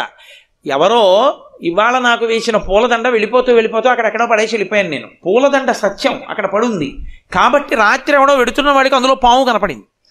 పాము అనుకున్నాడు ఆయన. పూలదండ ఉంటే కదా పాము కనపడడం. అసలు పూలదండ లేనిదే పాము ఎక్కడి నుంచి కనపడుతుంది? పూలదండని పాము అనుకుంటున్నాడు, పూలదండ లేకపోతే పాము ఎక్కడి నుంచి వస్తుంది? సత్యము లేని మాయ ఉండదు, మాయ లేకుండా సత్యం ఉంటుంది. నామము రూపము మాయ. గొలుసు అబద్ధం, ఇవాళ ఉండొచ్చు, రేపు కరిగించేస్తే బంగారం. బంగారం ఎక్కడికి పోదు, అలాగే ఉంది సత్యం. దొంగెత్తుకుపోయినా బంగారం ఉంది. గొలుసు ఇవాళ ఉంది, రేపు ఉండకపోవచ్చు, కరిగించేయచ్చు, ఉంగరం చేయించేసుకోవచ్చు. కాబట్టి నామరూపములు మాయ, బంగారము సత్యం, పరమేశ్వరుడు సత్యం, ఈ నామరూపాలన్నీ మాయ. అందుకే శంకరాచార్యులు వారు దక్షిణామూర్తి స్తోత్రం ఇచ్చి పట్టుకోలేరేమోనని ఆఖరి శ్లోకం సగుణోపాసనం చేశారు. భూరంభాంచ నలో నిలోంబరమహార్నాథో హిమాంసపుమాన్ ఇత్యాభాతి చరాచరాత్మకమిదం యస్యైవ మూర్త్యష్టకం అంటూ. అయితే ఏమంటే మరి ఇవన్నీ కనపడుతున్నాయి కదా అంటే శంకరాచార్యులు వారు దీన్ని మొట్టమొదటి శ్లోకంలోనే ఈ మాయా సిద్ధాంతాన్ని అత్యద్భుతంగా తీసుకొచ్చారు. విశ్వందర్పణ దృశ్యమాన నగరీతుల్యం నిజాంతర్గతం పశ్యన్ ఆత్మని మాయయా బహిరివోద్భూతం యథా నిద్రయా యః సాక్షాత్ కురుతే ప్రబోధ సమయే స్వాత్మానమేవాద్వయం. అయితే నేను ఇవాళ లఘువుగా మాట్లాడతానంతే దాని గురించి. శ్లోకాలన్నీ వ్యాఖ్యానం చేయడానికి సమయం ఎక్కడిది? శంకర భగవత్పాదులు అన్నారు, ఏమండి ఇదిగో మాయ అంటారు ఏమిటండి? బల్ల కనబడుతోంది, మైకులు కనబడుతున్నాయి, నేను కనబడుతున్నాను, వాళ్ళు కనబడుతున్నారు, స్తంభాలు కనబడుతున్నాయి, పరదాలు కనబడుతున్నాయి, మాయ అంటారు ఏమిటి? ఉంది కదా విశ్వం అంటావా?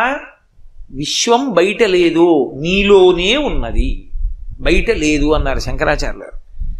అనగానే మనం ఏమంటాం? అబ్బెబ్బే చాలా అమాయకంగా మాట్లాడుతున్నారండి, ఎంత జగద్గురువులైనా. బయట లేకపోవడం ఏంటంటే ముట్టుకుంటే తెలియట్లా, బయట ఉంది విశ్వం, నాలో ఉండడం ఏమిటి అంటే శంకరాచార్యులు వారు అన్నారు, సరే నీలోనే ఉంది, నీలో లేదు బయట ఉందని ఎలా చెప్తున్నావు? అనుభవంతో కదూ, నేను ముట్టుకుంటున్నాను కదండి, నేను చూస్తున్నాను కదండి అని కదా అంటున్నావు, కాబట్టి బయట ఉందని కదా అంటున్నావు. అలా అయితే నేను ఓ మాట చెప్తా విను అని శంకరులు అన్నారు.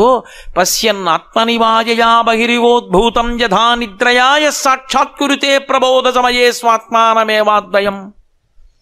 రాత్రి నేను నిద్రపోతున్నప్పుడు కాశీపట్టణం వెళ్ళినట్టు, గంగానదిలో స్నానం చేసినట్టు, ఆ గంగ ఒడ్డును నిలబడ్డట్టు, చంద్రశేఖరేంద్ర సరస్వతి స్వామివారు, భారతీ తీర్థస్వామి వారు వచ్చి స్నానం చేస్తున్నట్టు, వాళ్ళు సత్యదండాలు ముంచుతున్నట్టు, నేను వాళ్ళని చూసి మురిసిపోతున్నట్టు, నేను వాళ్లతో పాటుగా శివాలయంలోకి వెళ్ళినట్టు, రుద్రం జరుగుతుంటే అభిషేకం చేస్తున్నట్లు నాకు కల్లో కనపడుతుంటే ఆనందంతో పొంగిపోతున్నాను.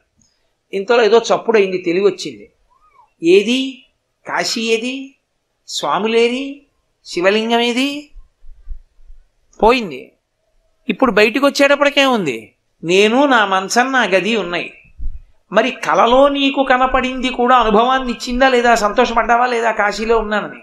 మరి అనుభవాన్ని ఇచ్చింది నిజమైతే నీకు కలలో అనుభవాన్ని ఇచ్చిన కలలో కాశీ ఏది? ఉన్నావా కల్లో?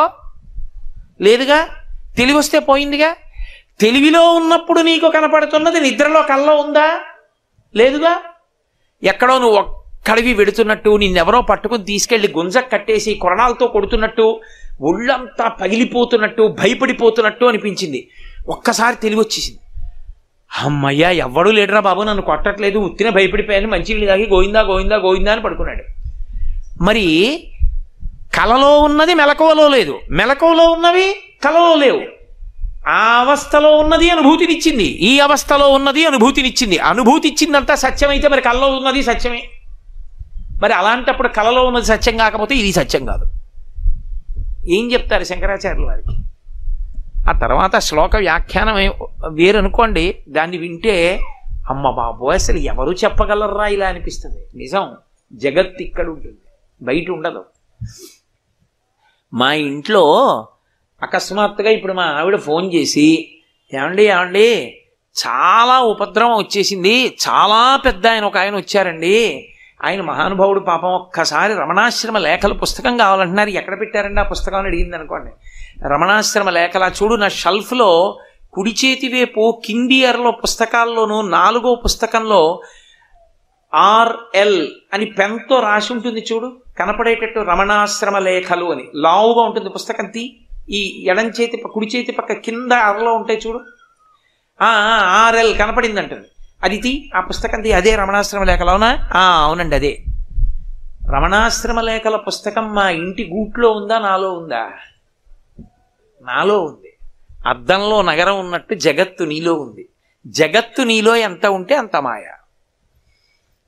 అది ఆ మాయకి నామరూపాలకి కట్టుబడిపోయినంత కాలం పునర్జన్మ.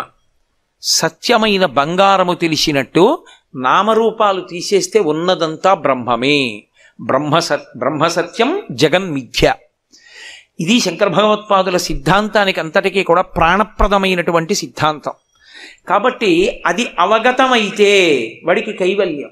ఇక వాడికి అంతటా కనపడుతున్నది సత్యమే కాబట్టి బ్రహ్మం ఒక్కదాన్నే చూస్తున్నాడు, ఉన్నదొక్కటే. ఈ శరీరాన్ని కేవలంగా అద్దె ఇంట్లో ఉన్నట్టుగా ఉంటాడు, అది పడిపోతుంటే వదిలేస్తాడు.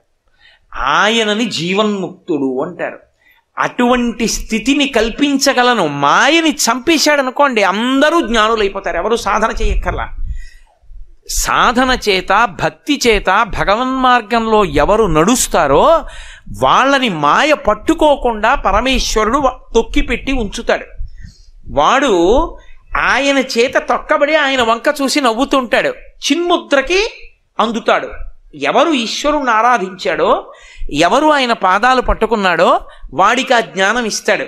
ఇచ్చినప్పుడు చిన్ముద్ర అర్థం అవుతుంది. చిన్ముద్ర అర్థమైందంటే ఒకటే, 3 మీద తిరుగుతుంటుంది. అందుకే త్రిపుర సుందరి త్రిపుర సుందరి అంటారు అమ్మవారిని. త్రిపురాంతకుడు త్రిపురాంతకుడు అంటారు పరమశివుణ్ణి.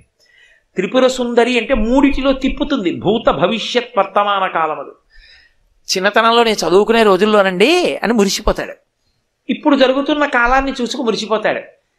బహుశా ఓ 3 ఏళ్ళు పోయేటప్పటికి నా కొడుక్కి కూడా పిల్లలు పుడతారు. అప్పుడు ఆ మనవలు ఈ మనవలు కలిసి నేను ఉపన్యాసం చెప్తుంటే వాడు అక్కడి నుంచి తాత అని అరుస్తాడు, నేను ఇలా అనాలి అని మురిసిపోతూ ఉంటాడు. భవిష్యత్తు గురించి తలుచుకు మురిసిపోతాడు. 3 కాలములలో తిరుగుతూ ఉంటాడు. స్థూల సూక్ష్మ కారణ శరీరములలో తిరుగుతూ ఉంటాడు. జాగ్రత్త స్వప్న సుషుప్తి అన్న 3 అవస్థల్లో తిరుగుతాడు. 4వ దానికి ఎక్కనంత కాలం, బతికున్నంత కాలం ఈ 3లోనే తిరుగుతాడు. 4వ దానిలోకి వెళ్ళడానికి ఈ 3 దాటాలి. దాటలేదనుకోండి 3 ఉంటాడు. జాగ్రత్త ఇంద్రియములు పనిచేస్తాయి, స్వప్న ఇంద్రియములు ఆగిపోయి మనసు పనిచేస్తుంది, సుషుప్తి మనసు కూడా ఆత్మలోకి వెళ్ళిపోతుంది. మళ్ళీ మనసు పైకి వస్తుంది, ఇంద్రియాలు వస్తాయి, మళ్ళీ జాగ్రత్త, జాగ్రత్త స్వప్న సుషుప్తి భూత భవిష్యత్ వర్తమాన కాలములు అంటే ఇలా ఈ మూడు మూడు మూడు తిరుగుతుంటే త్రిపుర సుందరి మాయ యందు తిరుగుతున్నాడని గుర్తు. నాలుగవది ఉంటుంది తురీయము. అప్పుడు తాను నిద్రపోడు. రమణ మహర్షిని అడిగారు ఎవరో, రాత్రి బాగా నిద్ర పట్టిందా మీకు అని అడిగారు. ఓ ఈ శరీరం బాగా నిద్రపోయిందన్నారు. మరి మీరు? నాకు నిద్ర లేదన్నారు. ఆత్మకి నిద్ర లేదు, అది ఎప్పుడూ జాగ్రత్త. తాను ఆత్మగా నిలబడగలిగిన ప్రజ్ఞ వస్తుంది. అలా నిలబడగలిగిన ప్రజ్ఞ వస్తే ఈ మూడిటికి తాను సాక్ష్యమై ఇంతకాలం వేరుగా చెప్పినది బ్రహ్మముతో కలుస్తుంది. ఇప్పుడు ఈ జీవుడు అన్నవాడు జీవుడు కాడు, బ్రహ్మమే. జీవ బ్రహ్మైక్య సిద్ధిని పొందుతాడు. అది నేను ఇవ్వగలను. రోజు నా దగ్గరికి వచ్చి కూర్చుని ఎవరు దక్షిణామూర్తి స్తోత్రం చదువుతున్నారో వాడికి ఎప్పుడో అప్పుడు ఇచ్చేస్తా. అథవా వాడి ప్రాణం పోయే సమయంలో ఆఖరి ఊపిరిలోనైనా ఇచ్చేస్తాను, ఇచ్చేసి కలిపేసుకుంటాను. అది చిన్ముద్ర. ఈ చిన్ముద్ర అర్థమైందా? నాలుగవది దూరం చేసేది వంగిపోయి బ్రహ్మంతో కలిసిపోతుంది. అప్పుడు ఈ మూడిటికి తాను సాక్షి, ఈ మూడిటితో తాను మమేకమవడం. మాయని దాటాడు. ఆ మాయ ఇప్పుడు ఆయన మీద అన్వయం అవ్వదు. ఎందుకంటే ఆ మాయని శివుడు కాలు కింద పెట్టి తొక్కి పట్టుంచాడు. చంపేయకూడదు. ఎందుకని? అజ్ఞానంలో ఉండి భగవంతుణ్ణి విడిచిపెట్టి మాకు భోగాలు కావాలని తిరుగుతారు కొంతమంది. మాకు జాగ్రత్త స్వప్న సుషుప్తి తిరగడం బాగుంది, భూత భవిష్యత్ వర్తమాన కాలాలు బాగున్నాయి, స్థూల సూక్ష్మ కారణ శరీరాలు బాగున్నాయి అని తిరిగే వాళ్ళు ఉంటారు. ఆ తిరిగే వాళ్ళని తిరగనివ్వాలి. అందుకని మాయ వాళ్ళ కోసం అందుకే చంపడు, తొక్కి పట్టుంచుతాడంతే. ఆయన నవ్వుతూ ఉంటాడు, నేను ఎవరి మీద పడాలో వాళ్ళ మీద పడతాను. చాలామంది ఉన్నారు నాకు, ఒక్కడిని నువ్వు అనుగ్రహించు అని. అందుకే తొక్కి పడితే వాడు తలెత్తి నవ్వుతూ ఉంటాడు. ఇది చూడండి, అందుకే అపస్మారుడు అంటారు. మాయా దాన్ని తొక్కి పడతాడు. ఇంకొక అర్థం ఏమిటో తెలుసా? మనసు బుద్ధి దేన్నైనా పట్టుకుంటాయి. మనసు బుద్ధి దేని చేత ప్రకాశిస్తున్నాయో ఆ ఏది ప్రకాశింపచేస్తోందో ఆ ఆత్మని పట్టుకోలేవు. నేను మీకు ఒక ఉదాహరణ చెప్పాలంటే బాగా అర్థమైపోవడానికి, పట్టుకోవడము అన్న మాటలో మూడు ఉంటాయి. ఇప్పుడు ఓ పాలగిన్నె, పటకార, నా చెయ్యి ఉంటే కదా పట్టుకోవడం. ఆ పాలగిన్నెని పట్టుకోవాలి పటకారతోటి. ఇప్పుడు నేను పటకారతో పాలగిన్నె పట్టుకున్నాను. ఎప్పుడైనా పటకార అన్న మాటకు అర్థం ఏంటంటే నా చేత పట్టబడునది అని అర్థం తప్ప నన్ను పట్టుకున్నది అని మాత్రం అర్థం కాదు. పటకార నన్ను ఎప్పుడూ పట్టుకోలేదు, నేను పటకారని ఎప్పుడూ పట్టుకుంటాను. నా చేత పట్టబడుతుంది కాబట్టి పటకార. అలాగే ఆత్మ యొక్క కాంతి చేత మనసు పనిచేస్తుంటుంది. మనసు ఆత్మని తెలుసుకోలేదు కానీ దానికి ఒక లక్షణం ఉంది. తెలుసుకుందామని వెనక్కి వెళ్ళింది అనుకోండి, ఆత్మ యందు లయమైపోయి ఆత్మగా మిగిలిపోతాడు అంతే. అప్పుడు ఇంకా సుఖదుఖాలు ఉండవు. మీకు ఇంకా దీనికి మళ్ళీ అర్థం కావడానికి నేను ఉపమానం చెప్పాలంటే, ఒక ఉప్పు బొమ్మను ఒక దాన్ని తయారు చేసి ప్రాణం పోసి సముద్రం లోతు కనుక్కురా అని పంపించారనుకోండి. ఆ ఉప్పు బొమ్మ నీటిలో ప్రయాణం మొదలుపెట్టింది సముద్రంలోకి. ఇప్పుడు అది వెడుతోంది అనుకోండి, కొంత దూరం వెళ్ళాక ఏమవుతుంది? కరిగిపోయి సముద్రంలోకి వెళ్ళిపోతుంది.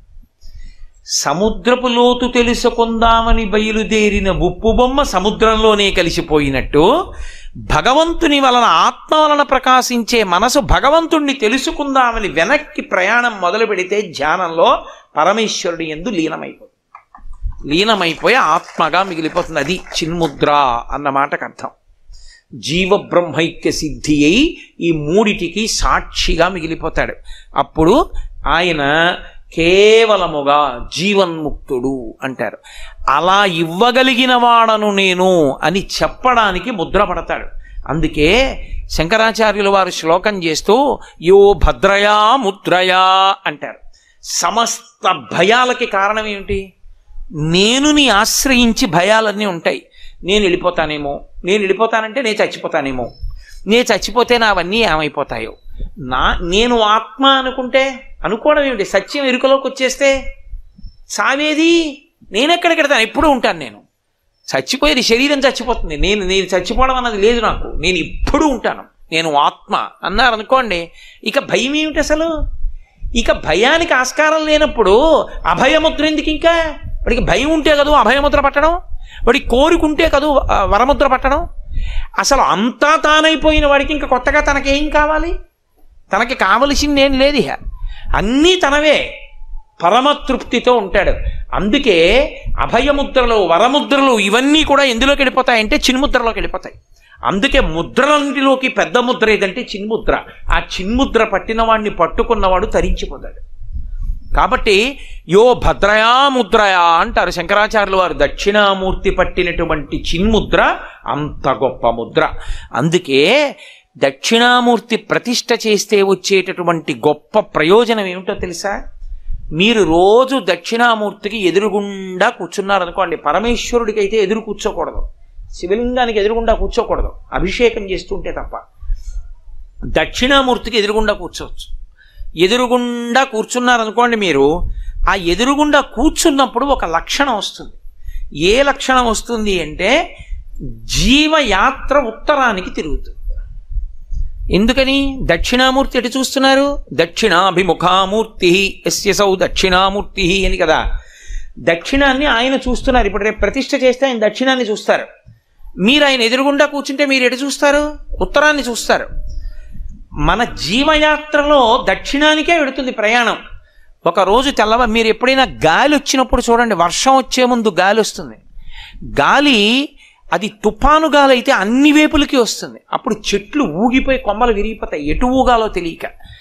వర్షం వచ్చే ముందు గాలి ఒకవైపుకే వేస్తుంది. వేస్తే చెట్లన్నీ అటే వంగుతాయి, అన్ని చెట్లు అటు వంగుతాయి, ధూళంతా ఒకవైపు నుంచి ఒకవైపుకి ఎగురుతుంది. అలా యోగ దృష్టితో చూస్తే జీవులందరూ వెళ్ళిపోతుంటారు ప్రయాణం. చిన్న చిన్న చిన్న చిన్న దివ్యల్లాగా చిన్న చిన్న దీపాలు వెలిగినట్టు వెలుగుతూ వెళ్ళిపోతుంటారు. అందరూ కాలంలో ఎలా వెళ్ళిపోతూ ఉంటారంటే ఈ కాలం నడుస్తుంటే. అందుకే పోతన గారు భాగవతంలో అంటారు, కాలంబు గతి అంటారు, పరమేశ్వరుడి నడక. అందులో వెళ్ళిపోతూ ఈ జీవులన్నీ దీపాలు, కొన్ని కోట్ల దీపాలు వెళ్ళినట్టు వెళ్ళిపోతుంటారు. ఇవన్నీ ఎటు పెడతాయంటే అన్ని దక్షిణానికి వెళ్ళిపోతాయి, అన్ని దక్షిణ దిక్కు ఎడతాయి. ఎందుకు ఎడతాయంటే పాపపుణ్యాలు చేసి అక్కడికి వెళ్ళి భూమిలో కలిసిపోయి మళ్ళీ ఎక్కడో దీపం కింద పుడతాడు, పుట్టి కొంతకాలం ఉండి మళ్ళీ అలా దక్షిణ దిక్కు వెళ్ళిపోతాడు, శ్మశానంలోకి వెళ్ళిపోతుంటుంది శరీరం. ఎవడు ఏ దీపం నేను వెళ్ళనని ఉత్తరానికి తిరిగిందో ఆ దీపం ఇక అందులోకి శరీరం పెడుతుంది, ఇక ఆ దీపం మళ్ళీ పుట్టది. అలా తిరగాలంటే ఉత్తరానికి ఎవరి ముందు కూర్చుంటే తిరుగుతుందో తెలుసా? ఒక్క దక్షిణామూర్తి ముందే. దక్షిణామూర్తి ముందు కూర్చుంటే ఆయన దక్షిణాన్ని చూస్తాడు, మృత్యువుని చంపుతాడు, కాబట్టి ఆయనకి భయం లేదు. మనం ఉత్తరం తిరిగి మృత్యుంజయుడిని చూస్తున్నాం, చూపు మృత్యుంజయుడి మీద ఉంది కాబట్టి ఉత్తరానికి తిరిగితే పవిత్రం అని గుర్తు.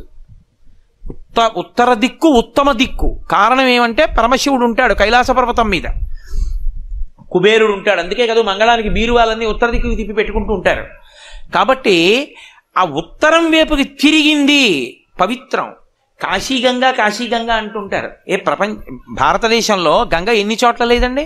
హరిద్వార్లో గంగే, కాశీలో గంగే, ఎన్నో చోట్ల గంగ ఉంది. అన్ని చోట్ల గంగ కన్నా కాశీ గంగండి కాశీ గంగండి అంటారు. కాశీ గంగ అని ఎందుకు వచ్చింది? ఒక్కటే కారణం, పైన పుట్టినటువంటి గంగ దక్షిణం వైపుకి ప్రవాహం మొదలుపెట్టింది. ఒక్క కాశీపట్టణం దగ్గరికి వచ్చేటప్పటికి తన ప్రవాహాన్ని ఉత్తరానికి తిరిగింది. ఉత్తరానికి ఎక్కడ తిరిగిందో ఆ కాశీ పుణ్యక్షేత్రం, ఆ గంగా స్నానం పవిత్రం. ఎందుకో తెలుసా? మనం కూడా దక్షిణామూర్తి వైపుకి తిరిగి ఉత్తరానికి తిరగాలి.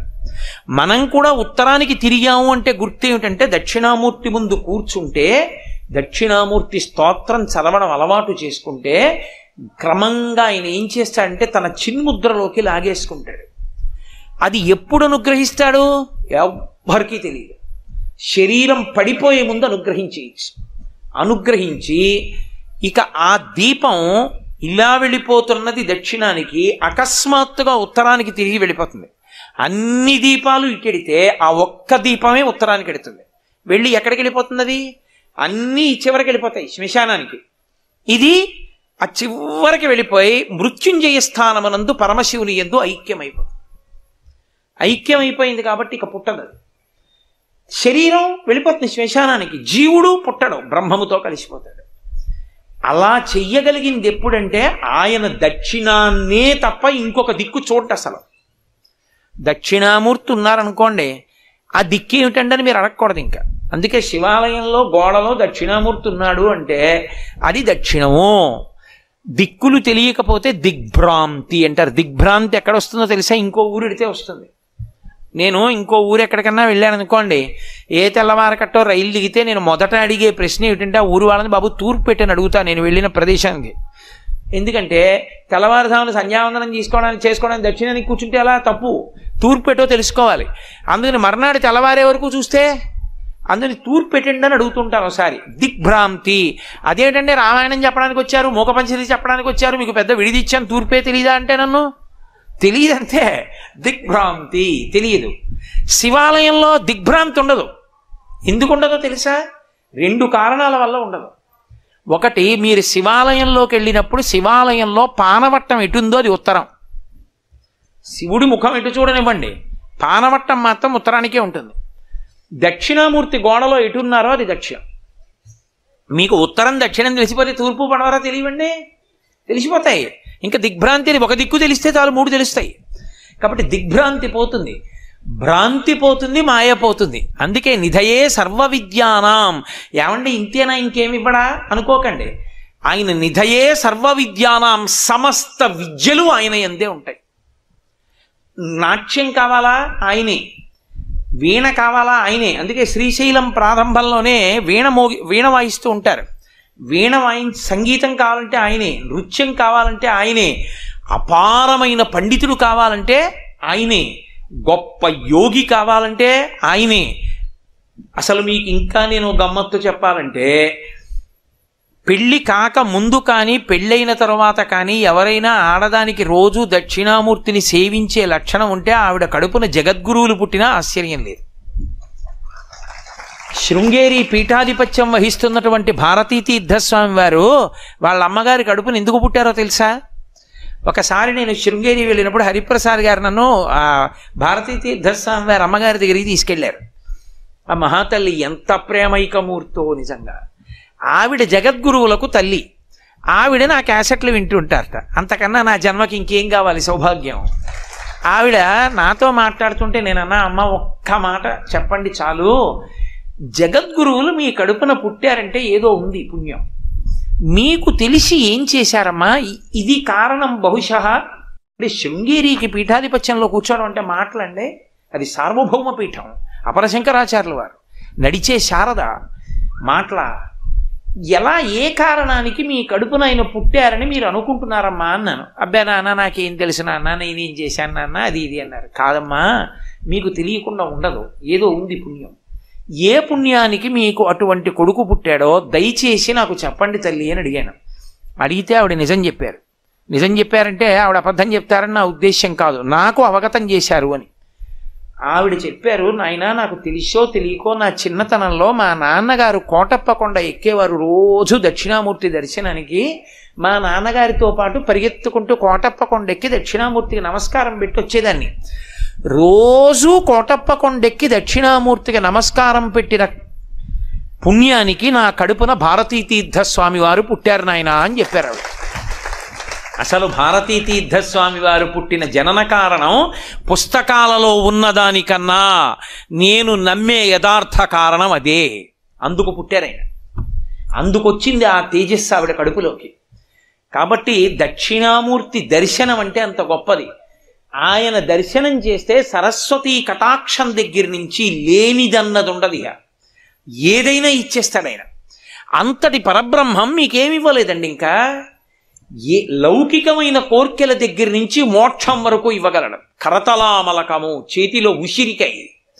అందుకే మహానుభావుడు నిధయే సర్వ విద్యానాం భిషజే భవరోగిణాం.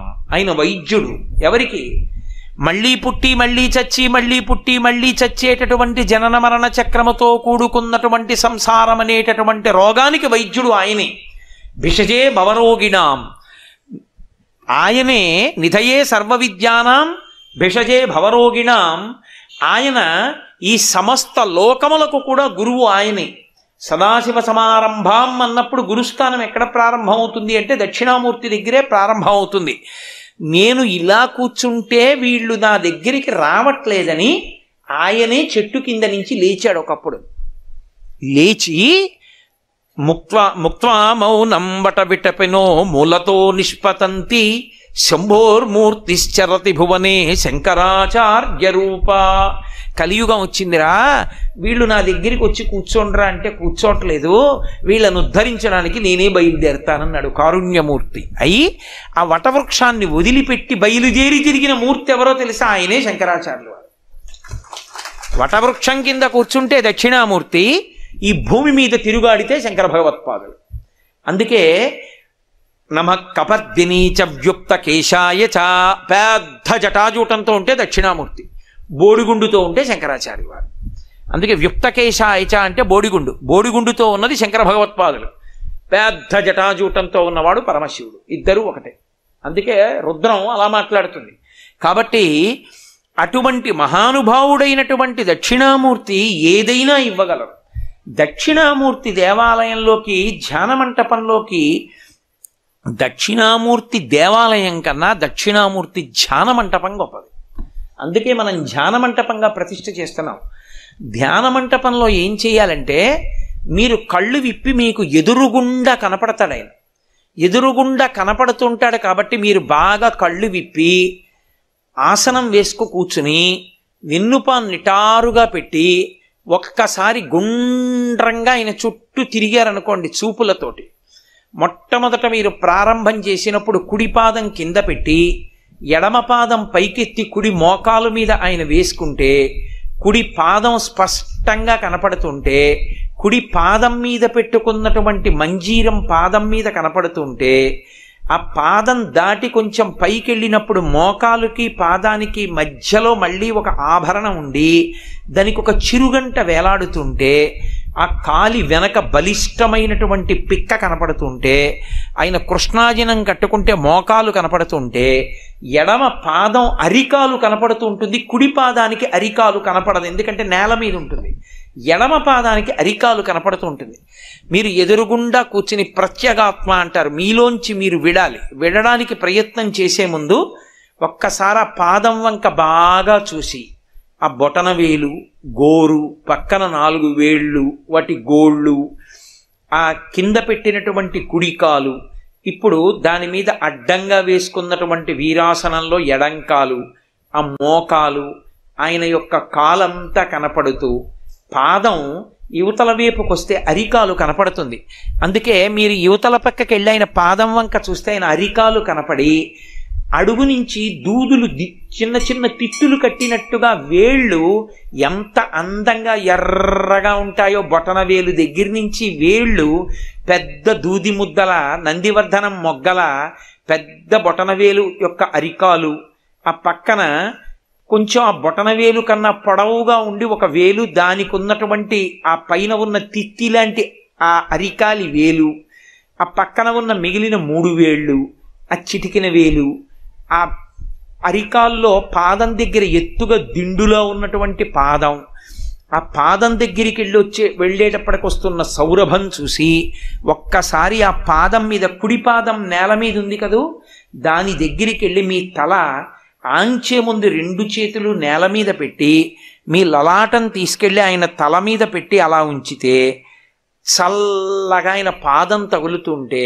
ఆ పాదానికి మహర్షులు అలదినటువంటి గంధం మీ నాసాపుటములకు తగులుతుంటే, మీరు ఎదురుగుండా ఇలా తలెత్తి చూస్తే, ఇలా చిన్ముద్ర పట్టినటువంటి కుడి చెయ్యి కనపడితే, స్వామివారి 3 వేళ్ళు, అందులో గీతలు, అరిచెయ్యి, బొటన వేలు, చూపుడు వేలు ఇలా కలిస్తే, ఆయన పెట్టుకున్న ఉంగరాలు, అరిచెయ్యి దగ్గర నుంచి చూసి, ఆ మోకాలు, ఆయన వేసుకున్నటువంటి పాదం కనపడితే, ఆ పైకి ఇలా తలెత్తితే ఆయన పై చేతిలో పట్టుకున్న ఢమరుకం, ఆ ఢమరుకాన్ని చుట్టుకుని పైకి లేచినటువంటి పెద్ద సర్పం, అలా ఇంకొంచెం తల పైకెత్తేటప్పటికి ఆ శుక్లపక్ష తదియనాటి చంద్రరేఖ కనపడితే, ఆ పైన పెద్ద జటాజూటం, ఎర్రటి జుత్తు అరుణ జటేశ్వరుడు అలా తిరిగి మళ్ళీ ఇలా తిప్పుతుంటే, కళ్ళు, ముక్కు, చిన్న చిరునవ్వు, కంఠం, 3 గీతలు, విశాలమైన వక్షస్థలం,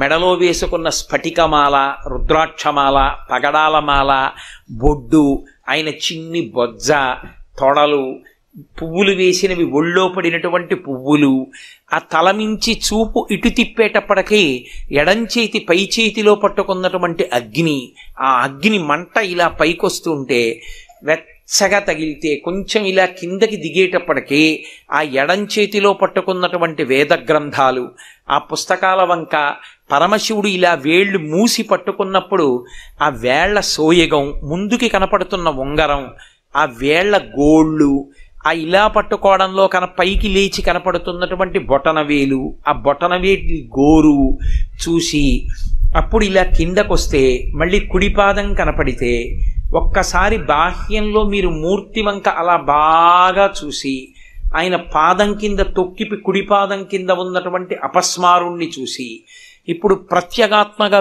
మీరు వేరవుతూ కన్నులు మూసుకుని, ఇప్పుడు నేనేం ఎదురుగుండా దక్షిణామూర్తి విగ్రహం పెట్టుకు చెప్పానా, ప్రత్యేగాత్మగా విడి ఆ ధ్యాన మంటపంలో మీరు కూర్చుని, మీకు అవకాశాన్ని ఇస్తుంది ధ్యాన మంటపం. కూర్చుని కళ్ళు మూసుకుని స్వామి పాదం వంక చూసి తలపెట్టి ఇలా పైకెత్తితే ఆ చిన్ముద్ర పట్టినటువంటి వేళ్ళు, పొడుగు వేళ్ళు పైకెత్తేటప్పటికి ఢమరకం, దానికి పట్టుకున్న సర్పం, జటాజూటం, ఇలా తిరిగేటప్పటికి అగ్నిహోత్రం, ఇలా కిందకు వచ్చేటప్పటికి కింది చేతిలో పుస్తకాలు, ఇలా వచ్చేటప్పటికి మళ్ళీ పాదం, ఆయన మోకాలు, యువతల వైపు అరికాలు కనపడుతున్నటువంటి పాదం, ఆయన ముఖమండలం, దీన్ని చేతిలో మానసికంగా నీరాజనం పట్టుకుని మీరు ఆ నీరాజనాన్ని తిప్పుతున్నప్పుడు ఆ వెలుతురులో స్పష్టంగా ఆపుతూ మీరు నీరాజనం తిప్పుతూ స్వామిని అంతటినీ చూసి ఒక్కసారి దక్షిణామూర్తి స్తోత్రం చదువుకుని వెళ్ళిపోయారనుకోండి, ఒక 30 రోజులు సాధన చేసేటప్పటికీ మీకు అసలు ఎదురుగుండా దక్షిణామూర్తి అవసరం లేకుండా మీరు ధ్యానం చేసేస్తారు. మీ మనస్సు వెనక్కి వెళ్ళిపోయి దక్షిణామూర్తి యందు నిలబడుతుంది. ఆయన పరమశాంత స్వరూపుడు. మీకు ఏం కావాలో అన్ని విడుదలైపోతాయి.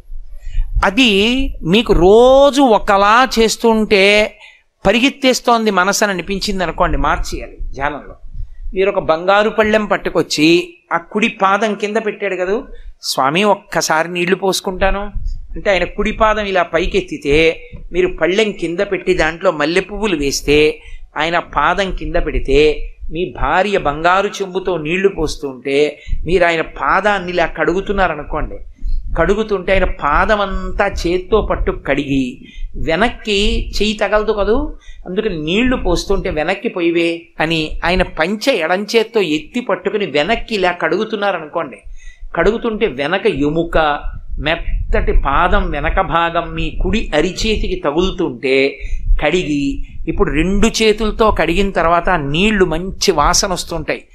ఉద్ధరిణితో ఆ నీళ్లు తీసుకుని ఇలా కుడి చేతిలో పోసుకొని 3 మాటలు పుచ్చుకుని ఆ చెయ్యి కడుక్కొని పళ్ళెం తీసి పక్కన పెట్టి మళ్ళీ కింద పెట్టిన పాదాన్ని పొడి బట్టతో మెత్తటి బట్టతో తుడిచి భార్యని గంధం ఇమ్మని ఆ గంధపాత్ర తీసుకుని ముద్ద ఇలా తీసి చేతిలో ఇలా అని ఆయన పాదానికి చక్కగా గంధం రాశారనుకోండి, అది ఆరిపోయాక ఇలా పారాణి పెట్టి పైన 2 గీతలు పెట్టి మధ్యలో చుక్క పెట్టి కాసిని మల్లెపూలు ఓం నిధనపతయే నమః ఓం నిధనపతాంతికాయ నమః అని మీరు వేస్తుంటే ఆ మల్లెపువ్వు ఆయన పాదం మీద పడి పల్లం వైపుకు దొల్లిపోతోంది అనుకోండి, 1 2 పూలు నిలబడ్డాయి అనుకోండి, ఒక పువ్వు తీసి కళ్ళకద్దుకొని తలలో పెట్టుకుని వంగి ఆయన పాదానికి నమస్కారం చేశారనుకోండి, రోజు ఒకలా చేస్తే పరిగెడుతోందో అనుకున్న మనస్సుని 2వ రోజు మార్చేశారు. 1 నెల తర్వాత ఇంకో ప్రక్రియలోకి వెళ్ళిపోయారు. ఇలా మీరు ఎన్ని రకాలుగానైనా చేయొచ్చు. ఇందులో బాహ్యంలో ఏమీ లేకుండా చాలా తొందరగా దగ్గర కడతారు. ఎందుకో తెలుసా, శివస్వరూపంలో అపారమైన శక్తి విస్ఫోటనం అలా ఇచ్చేయగలిగింది ఏది అంటే దక్షిణామూర్తి ఒకటే. ఒకవేళ మీరు కళ్ళు మూసుకుని విడలేకపోతున్నానండి, అలా నాకు జ్ఞాపకం రావట్లేదు, ఏవేవో గుర్తొచ్చేస్తున్నాయి అన్నారనుకోండి, కళ్ళు తెరిచే మీరు ఆ పాదం పైకెత్తినట్టు, మీరు పళ్ళెం పెట్టినట్టు, మల్లెపూలలో పాదం పెట్టినట్టు, మీ భార్య పోస్తున్నట్లు, మీరు కడుగుతున్నట్లు ఊహ చేస్తూ ఉంటే మీరు మనస్సుతో చేస్తున్న రచన మానస పూజ అవుతుంది. మానస పూజ ధ్యానంలోకి తీసుకెళ్తుంది. తర్వాత నేను మీకు ఒక యథార్థం చెప్తున్నాను, నన్ను నమ్మండి. మీరు అలా చేయడం మొదలు పెట్టాలి తప్ప, నేను ఇవాళ దక్షిణామూర్తి పాదం మీద చెయ్యి పెట్టి మీకు నిజం చెప్తున్నాను, మీరు కడిగిన నీళ్లు కైలాసంలో పరమశివుడి పాదం తడుపుతాయి. ఒక్కసారి ధ్యానం చాలు జీవితాన్ని గట్టెక్కించేస్తుంది. అంత గొప్పది. ఆ స్తోత్రాన్ని మౌనంగా చక్కగా మీరు లోపల చదువుకోవడం మొదలుపెట్టారనుకోండి, అష్టకం చదవడానికి ఎంతసేపు పడుతుందండి?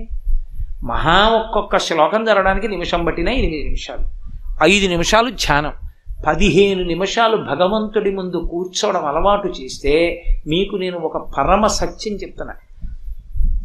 ఒకసారి ధ్యానం, అందులో ఉన్నటువంటి శాంతి రుచి మనసు పట్టేస్తే మీకు తెలియకుండానే మీరు రైల్లో వెడుతూ ఉండండి, మీరు ఎక్కడన్నా కూర్చోండి, మీకు తెలియకుండా మీరు దక్షిణామూర్తిని ధ్యానం చేసేసుకుంటారు. మీకు తెలియకుండా దక్షిణామూర్తి స్తోత్రం చదివేస్తుంటారు. మీకు అంగరక్ష. అది అలా వెనక్కి వెళ్ళిపోతే మీకు ప్రశాంతంగా ఉండడం అలవాటు అయిపోయింది అనుకోండి. ఆఖరికి ఇంజెక్షన్ చేస్తున్నప్పుడు కూడా, నేను ఎందుకు చెప్తున్నానంటే ఇంజెక్షన్ చేస్తున్నప్పుడు అన్న మాట ఎందుకు వాడానంటే, మీకు మనసు ఖేదపడేటటువంటి సమయంలో కూడా అలవాటైపోయి మనసు ఆదేశాన్ని పుచ్చుకుని వెనక్కి వెళ్ళిపోతుంది. వాడు ఇంజెక్షన్ చేస్తాడు, నీకెందుకే, నువ్వు దక్షిణామూర్తిని ధ్యానం చెయ్యి అనగానే విప్ అంటారు, ఆ కొరడా తీగానే వెనక్కి వెడుతుంది. వెళ్ళి చెయ్యి ఆయనకి ఇచ్చేసి దక్షిణామూర్తి పాదం పట్టుకొని ఆయన పాదాన్ని కడుగుతూ ఆ నీళ్లు లోపలికి పుచ్చుకుంటూ ఆ పాదానికి చందనం రాస్తూ మురిసిపోతుంటాడు. ఆయన అయిపోయిందండి దూది పట్టుకోండి అంటాడు. అప్పుడు మళ్ళీ పట్టుకుని ఇలా అంటాడు. నేను ఎందుకు చెప్పానంటే, ఒక సూది పట్టుకుని చేతిలో పొడుస్తున్నప్పుడు కూడా వెళ్ళిపోవడం అలవాటు అయిపోయింది అనుకోండి, ప్రాణోత్క్రమణ సమయంలో బాధ కలుగుతున్నప్పుడు కూడా వెళ్ళిపోవడానికి అది అలవాటు వెళ్ళిపోతుంది. ఏ బాధ ఉండదు. ఎవరో వచ్చి ఎదురుగుండా మాట్లాడుతున్నారు, చిరాగ్గా ఉంది, వినాలని లేదు, ఆయన అదే మాట్లాడుతున్నాడు, వెళ్ళిపోండి అని చెప్పడం కుదరదు. చాలా తేలిక మార్గం ఏమిటో తెలుసా? అంటూ ఉండు, నువ్వు వెళ్ళిపోయి నీలకంఠేశ్వర స్వామి దక్షిణామూర్తి ఆలయంలోకి ప్రవేశించి తదేకంగా దక్షిణామూర్తిని చూసుకుంటూ, ఆయన ముఖమండలాన్ని చూస్తూ, ఆయన చిరునవ్వు వంక చూస్తూ మురిసిపోతూ ఆనందపడిపోతుంది. ఇంకా మీకు సంతోషం కలిగిందనుకోండి, ఒక రోజున ఆయన జుత్తుకి సాంబ్రాణి పొగ ఇయ్యచ్చు. మీరు పళ్ళెల్లో పొగ తెచ్చి ఎర్రగా గంగాజలంతో చంద్రుడిలోంచి కారుతున్న అమృతంతో తడిసి ఉంటుంది కదూ, కాస్త ధూపం వేస్తే ఆయన జుట్టు పెద్ద జుట్టు కదూ, అందులోంచి పొగ తూరి పొగలు వస్తూ కనపడుతుంది. ఆ కపర్దీ అని ఆయన జటాజూటం ఎంత విచిత్రంగా ఉంటుందో. అంత పెద్ద కొప్పు, అందులోంచి బాగా జుత్తున్న పిల్లలకి అమ్మ ఇలా పట్టుకుని సాంబ్రాణి మీద పెడితే వాడి బుర్రలోంచి పొగొచ్చినట్టు ఆ పొగొస్తూ ఉంటే, ఆ పొగతో కూడుకున్న జటాజుటాన్ని మీరు మనసులో చూస్తూ పైకి ఎదురుగుండా మాట్లాడుతున్న వాడితో అలాగే అంటే వాడికి కాసేపటికి అర్థం అవుతుంది. ఏదో అని ఏం చేద్దామని అంటాడు, అలా కాదు ఏం చేద్దామంటారు. అప్పుడు బయటికి వస్తాడు, ఏమడిగారు మీరు అని అడుగుతాడు. 2-3 మాటలు చూసి పరధ్యానంగా ఉన్నాడు, వింటలేదు, అంత అనురక్తి లేదని, సరే ఇంకో మాట కలుస్తానంటాడు. దరిద్రం వదిలిపోయింది అక్కడతో. వెనక్కి వెళ్ళడానికి అలవాటు పడుతుంది మనస్సు. ఇది లేకయే పునర్జన్మ, ఇది లేదు కాబట్టే పునర్జన్మలు.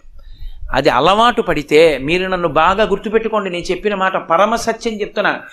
వెనక్కి వెళ్ళడం అలవాటైంది అంటే లేవిహ పునర్జన్మలు. అది ఈ జన్మలో కావచ్చు, 10 కావచ్చు, 5 కావచ్చు, 2 కావచ్చు. దక్షిణామూర్తి ధ్యానం మొదలు పెడితే ఈ జన్మలోనే తరించచ్చు, అథవా వచ్చే జన్మలో మహావిద్వాంసుడు పరమ భక్తి తత్పరుడైనటువంటి గురువు లభించి ఆ గురువు యొక్క అనుగ్రహంతో ప్రారంభం నుంచే సాధన అలవాటైపోయి తరించిపోతాడు. తప్ప కోట్ల జన్మలు హీన జన్మల్లోకి వెళ్ళవలసిన అవసరం ఉండదు. పాపరాశి దగ్ధమైపోతుంది. అంత గొప్ప స్వరూపం. ఆయన ఏమీ చెయ్యక్కర్లేదు, ధ్యానం కూడా అక్కర్లా. ఆయన వంక ఓసారి అలా చూస్తూ కూర్చుంటే చాలు, తరించిపోతారు. అంత గొప్ప స్వరూపం. శాస్త్రంలో ఏం చెప్తారంటే, చాలా చాలా గొప్పగా ధ్యానానికి అనువైనటువంటి ఏకైక స్వరూపము మొట్టమొదటిది దక్షిణామూర్తియే. దాని తర్వాతే ఏదైనా. ఎందుకో తెలుసా? ధ్యానం చేస్తే మీకు జ్ఞానం ఇచ్చే స్వరూపాలు కొన్ని ఉన్నాయి. కృష్ణ భగవానుడు ధ్యానమునందు అనుగ్రహిస్తాడు. కానీ త్రిభంగిగా ఆయన నిలబడితే ఒక్క సన్యాసి మాత్రమే ధ్యానం చేయాలి. అలా ఒక్క కృష్ణుణ్ణే చెయ్యాలనుకోండి, సన్యాసే చెయ్యాలి. ఆవుల మందలతో కూడుకున్న కృష్ణుణ్ణి చెయ్యాలి, అథవా ఒక ఆవు ఆయన అరికాలు నాకుతున్న రూపాన్ని ధ్యానం చేయాలి. త్రిభంగిగా ఉన్నప్పుడు. అప్పుడు ఒక్కొక్కడికి ఒక్కొక్క అనుమానం వస్తుంది. ఎప్పుడో ఓసారి కొమ్మి సిరింది ఏదో ఆవు వీడి మీద, అది పొడుస్తుందేమో, అసలు నిలబడదు ధ్యానం. మీకు దక్షిణామూర్తి దగ్గర అలా ఏమీ ఉండదు. అందుకే దక్షిణామూర్తి గొప్పతనం ఏమిటంటే దాని శక్తి అది కాబట్టి తెలిసి చూసినా తెలియక చూసినా అనుగ్రహించేస్తుంది. మంచి దక్షిణామూర్తి ఇంట్లో ఉందనుకోండి ఎదురుగుండా, పిల్లలు కూడా కొంతకాలం తర్వాత దాన్ని చూస్తారు. నేను వ్యక్తిగత విషయాలు చెప్పడానికి ఇష్టపడిన కానీ మీతో ఒక యథార్థం చెప్తున్నా. అసలు నాకు శంకరాచార్యుల వారి పట్ల భక్తి కలగడానికి కారణం ఏమిటో తెలుసా? నాకు ఎవ్వరూ శంకరాచార్యుల వారిని నువ్వు భక్తితో సేవించు అని చెప్పిన వాళ్ళు ఎవరూ లేరు. నాకు ఎందుకు కలిగింది అంటే, మా పెద్దనాన్నగారి ఇంట్లో శంకరాచార్యుల వారు ఛత్రపతి శివాజీ ఫోటోలు ఉండేవి పెద్దవి. నాకు ఆ మెట్టు దగ్గర కూర్చుంటే మా పెద్దనాన్నగారు అంటే ఎంతో గౌరవం.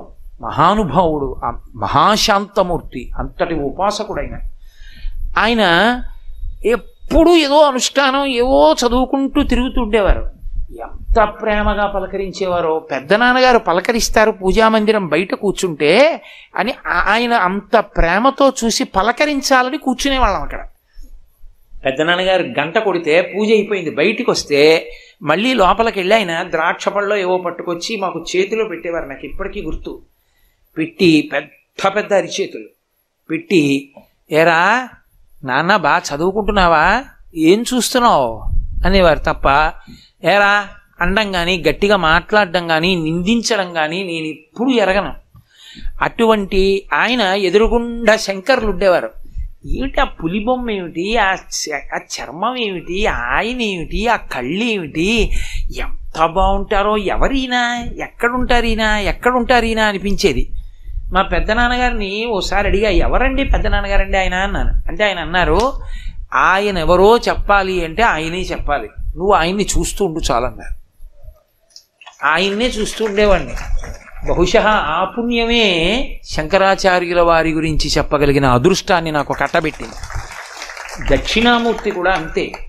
మీ పిల్లలు రోజు వెళ్ళి దక్షిణామూర్తి ముందు ఒక్క 2 నిమిషాలు కూర్చుని మాట్లాడకుండా మౌనంగా ఇన్ని చూసి వెళ్ళిపోవడం అలవాటు చేసుకున్నారనుకోండి, జీవితంలో ఒక కీలకమైన మలుపులో ఆయన ఆదుకుంటాడు, ఆదుకుని గట్టెక్కించేస్తాడు. దక్షిణామూర్తే. శైవాగమంలో ఇక అటువంటి మూర్తి లేదు. అంత గొప్ప మూర్తి. స్త్రీలు, పురుషులు, పిల్లలు అందరికీ అనువైన మూర్తి ఒక్క దక్షిణామూర్తియే. అటువంటి మహానుభావుడికి అధివాసాలు జరుగుతున్నాయంటే తేజస్సుని పుంజుకుంటున్నాడు. ఒక పక్క తేజస్సు పుంజుకుంటాడు, రెండవ పక్క దోషాలని వదిలిపెడతాడు. దోషం ఎక్కడిది? ఆయన మీదే కూర్చుని చెక్కుతారు ఉలిపెట్టి. ఆ ఉలిపెట్టి కొట్టిన దెబ్బలు, చెక్కినటువంటి దెబ్బలు, శిల్పి ఎక్కి కూర్చున్నప్పుడు పాదతాడనము, ఆయన్ని తీసుకొచ్చినప్పుడు, ఆయన్ని క్రేన్తో పట్టుకున్నప్పుడు ఈ దోషాలన్నీ పోగొట్టి సంపూర్ణ తేజస్సిద్ధ్యర్థం ప్రాణ శక్తి ఆయన యందు నిలబడడానికి అధివాసం చేస్తారు. ఆ మంత్ర శబ్దం యొక్క శక్తి ఆ పదార్థంలోకి వెడుతుంది. ఆ పదార్థమునందు ఆయన అధివసించి ఉంటే అందులోంచి మూర్తి లాక్కుంటాడు. లాక్కుని అమ్మ కడుపులో పిల్లాడు ఏర్పడినట్టు ఏర్పడతాడు. ఇవాళ మహానుభావుడు జలాధివాసం చేశాడు. పొద్దున్న మంత్రపురస్సరంగా నీళ్లు పోశారు, తొట్లో ఉన్నాడు. ఇప్పుడు క్షీరాధివాసం చేయిస్తారు. శైవంలో ఆవు పాలతో శివుడు తడుస్తుండగా చూడడం అంటే మహద్భాగ్యం. జ్ఞానమంతా ఆవుపాలి. అందున దక్షిణామూర్తికి క్షీరాధివాసం జరగడం అంటే పరమాద్భుతం అన్నమాట. అది జన్మాంతరాల్లో తప్ప దొరకదు, అది అవకాశం కలగదలా. ఇది యథార్థానికి ఇవాళ సాయంకాలం అయిపోవాలి అగ్ని ప్రతిష్టాపన తర్వాత. మనకొచ్చినటువంటి వైదిక బృందం పరమ నిష్ణాతులు, మహానుభావుడు. ఆయన ఎన్ని ప్రతిష్టలో చేసిన వ్యక్తి రామంగారు. అన్నిటినీ మించి చాలా భక్తి, చాలా వినయం ఉన్న వ్యక్తి. వారితో నేను ఒక మాట అన్నా, ఏమండి దక్షిణామూర్తి క్షీరాధివాసం అంటే అందరూ చూడలేరు కదా అన్ని వేళలా, ఉపన్యాసం అయిపోయాక చేస్తే పాపం అందరూ వచ్చి చూస్తారండి, చూసి తరిస్తారు, అందుకని ఉపన్యాసం అయిపోయే వరకు దాన్ని అట్టే పెట్టండి, అప్పుడు క్షీరాధివాసం చేయిద్దామన్నాను. కాబట్టి మీ అందరూ కూడా ఈ అవకాశాన్ని సద్వినియోగం చేసుకుని, నేను అందుకే వాచి చూసుకుని ఇవాళ తొందరగా ఉపన్యాసాన్ని పూర్తి చేస్తున్నాను. మనందరం ఇప్పుడు బయలుదేరి అక్కడికి వెడితే చక్కగా ఆ క్షీరాధివాసాన్ని చూద్దురు గాని, అది చూసి బయలుదేరిదాం. రేపటి రోజున పుష్పాధివాసమా ధాన్యాధివాసమా? ధాన్యాధివాసం పుష్పాధివాసం రేపటి రోజున. కాబట్టి మీరు రేపు కూడా పువ్వులు తేగలిగిన వాళ్ళు ఎవరైనా ఉంటే పువ్వులు తెచ్చి ఇవ్వండి, ధాన్యం ఇవ్వగలిగిన వాళ్ళు ఉంటే ధాన్యం తెచ్చి ఇవ్వండి. అందులో పరమేశ్వరుణ్ణి అధివాసం చేయిస్తారు. కాబట్టి ఇవాళ ఉపన్యాసం అయిపోయాక కూడా చదువుదాం స్తోత్రం అన్నాను. స్తోత్రం అంతా చదివినటువంటి ఫలితానికి ఒక్క శ్లోకాన్ని చదివి పూర్తి చేయాలి. నేను ఎందుకు చదివించట్లేదంటే మీకు బాగా వచ్చేసింది అనుకుంటున్నాను నేను, ఇంకా మళ్ళీ చదివించడం ఎందుకు అని చదివించట్లేదు. లేదు ఇంకొక మాట చదవాలని కోరుకుందా? మీరు ఇంటి దగ్గర సాధన చేయగలరు కాబట్టి ఒక్క శ్లోకం చెప్తాను, ఆ ఒక్క శ్లోకం చెప్పండి, మిగిలింది ఇంటి దగ్గర రేపటి నుంచి అలాగో దక్షిణామూర్తి ముందు కూర్చుని సాధన చెయ్యొచ్చు. మౌన వ్యాఖ్యా ప్రకటిత పరబ్రహ్మతత్వం యువానం వర్షిష్టాం తే వసదృషిగణైరావృతం బ్రహ్మనిష్టై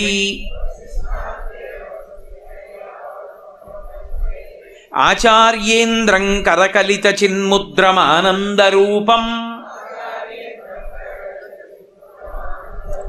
స్వాత్మారామం ముదితవదనం దక్షిణామూర్తిమీడే. మంగళాశాసనపరైః మదాచార్య పురోగమైః సర్వైశ్చ పూర్వైరాచార్యైః సత్కృతాయాస్తు మంగళం. మంగళం కోసలేంద్రాయ మహనీయ గుణాత్మనే చక్రవర్తి తనూజాయ సర్వభౌమాయ మంగళం. ఉమాకాంతాయ కాంతాయ కామితార్థప్రదాయినే శ్రీగిరీశాయ దేవాయ మలినాథాయ మంగళం.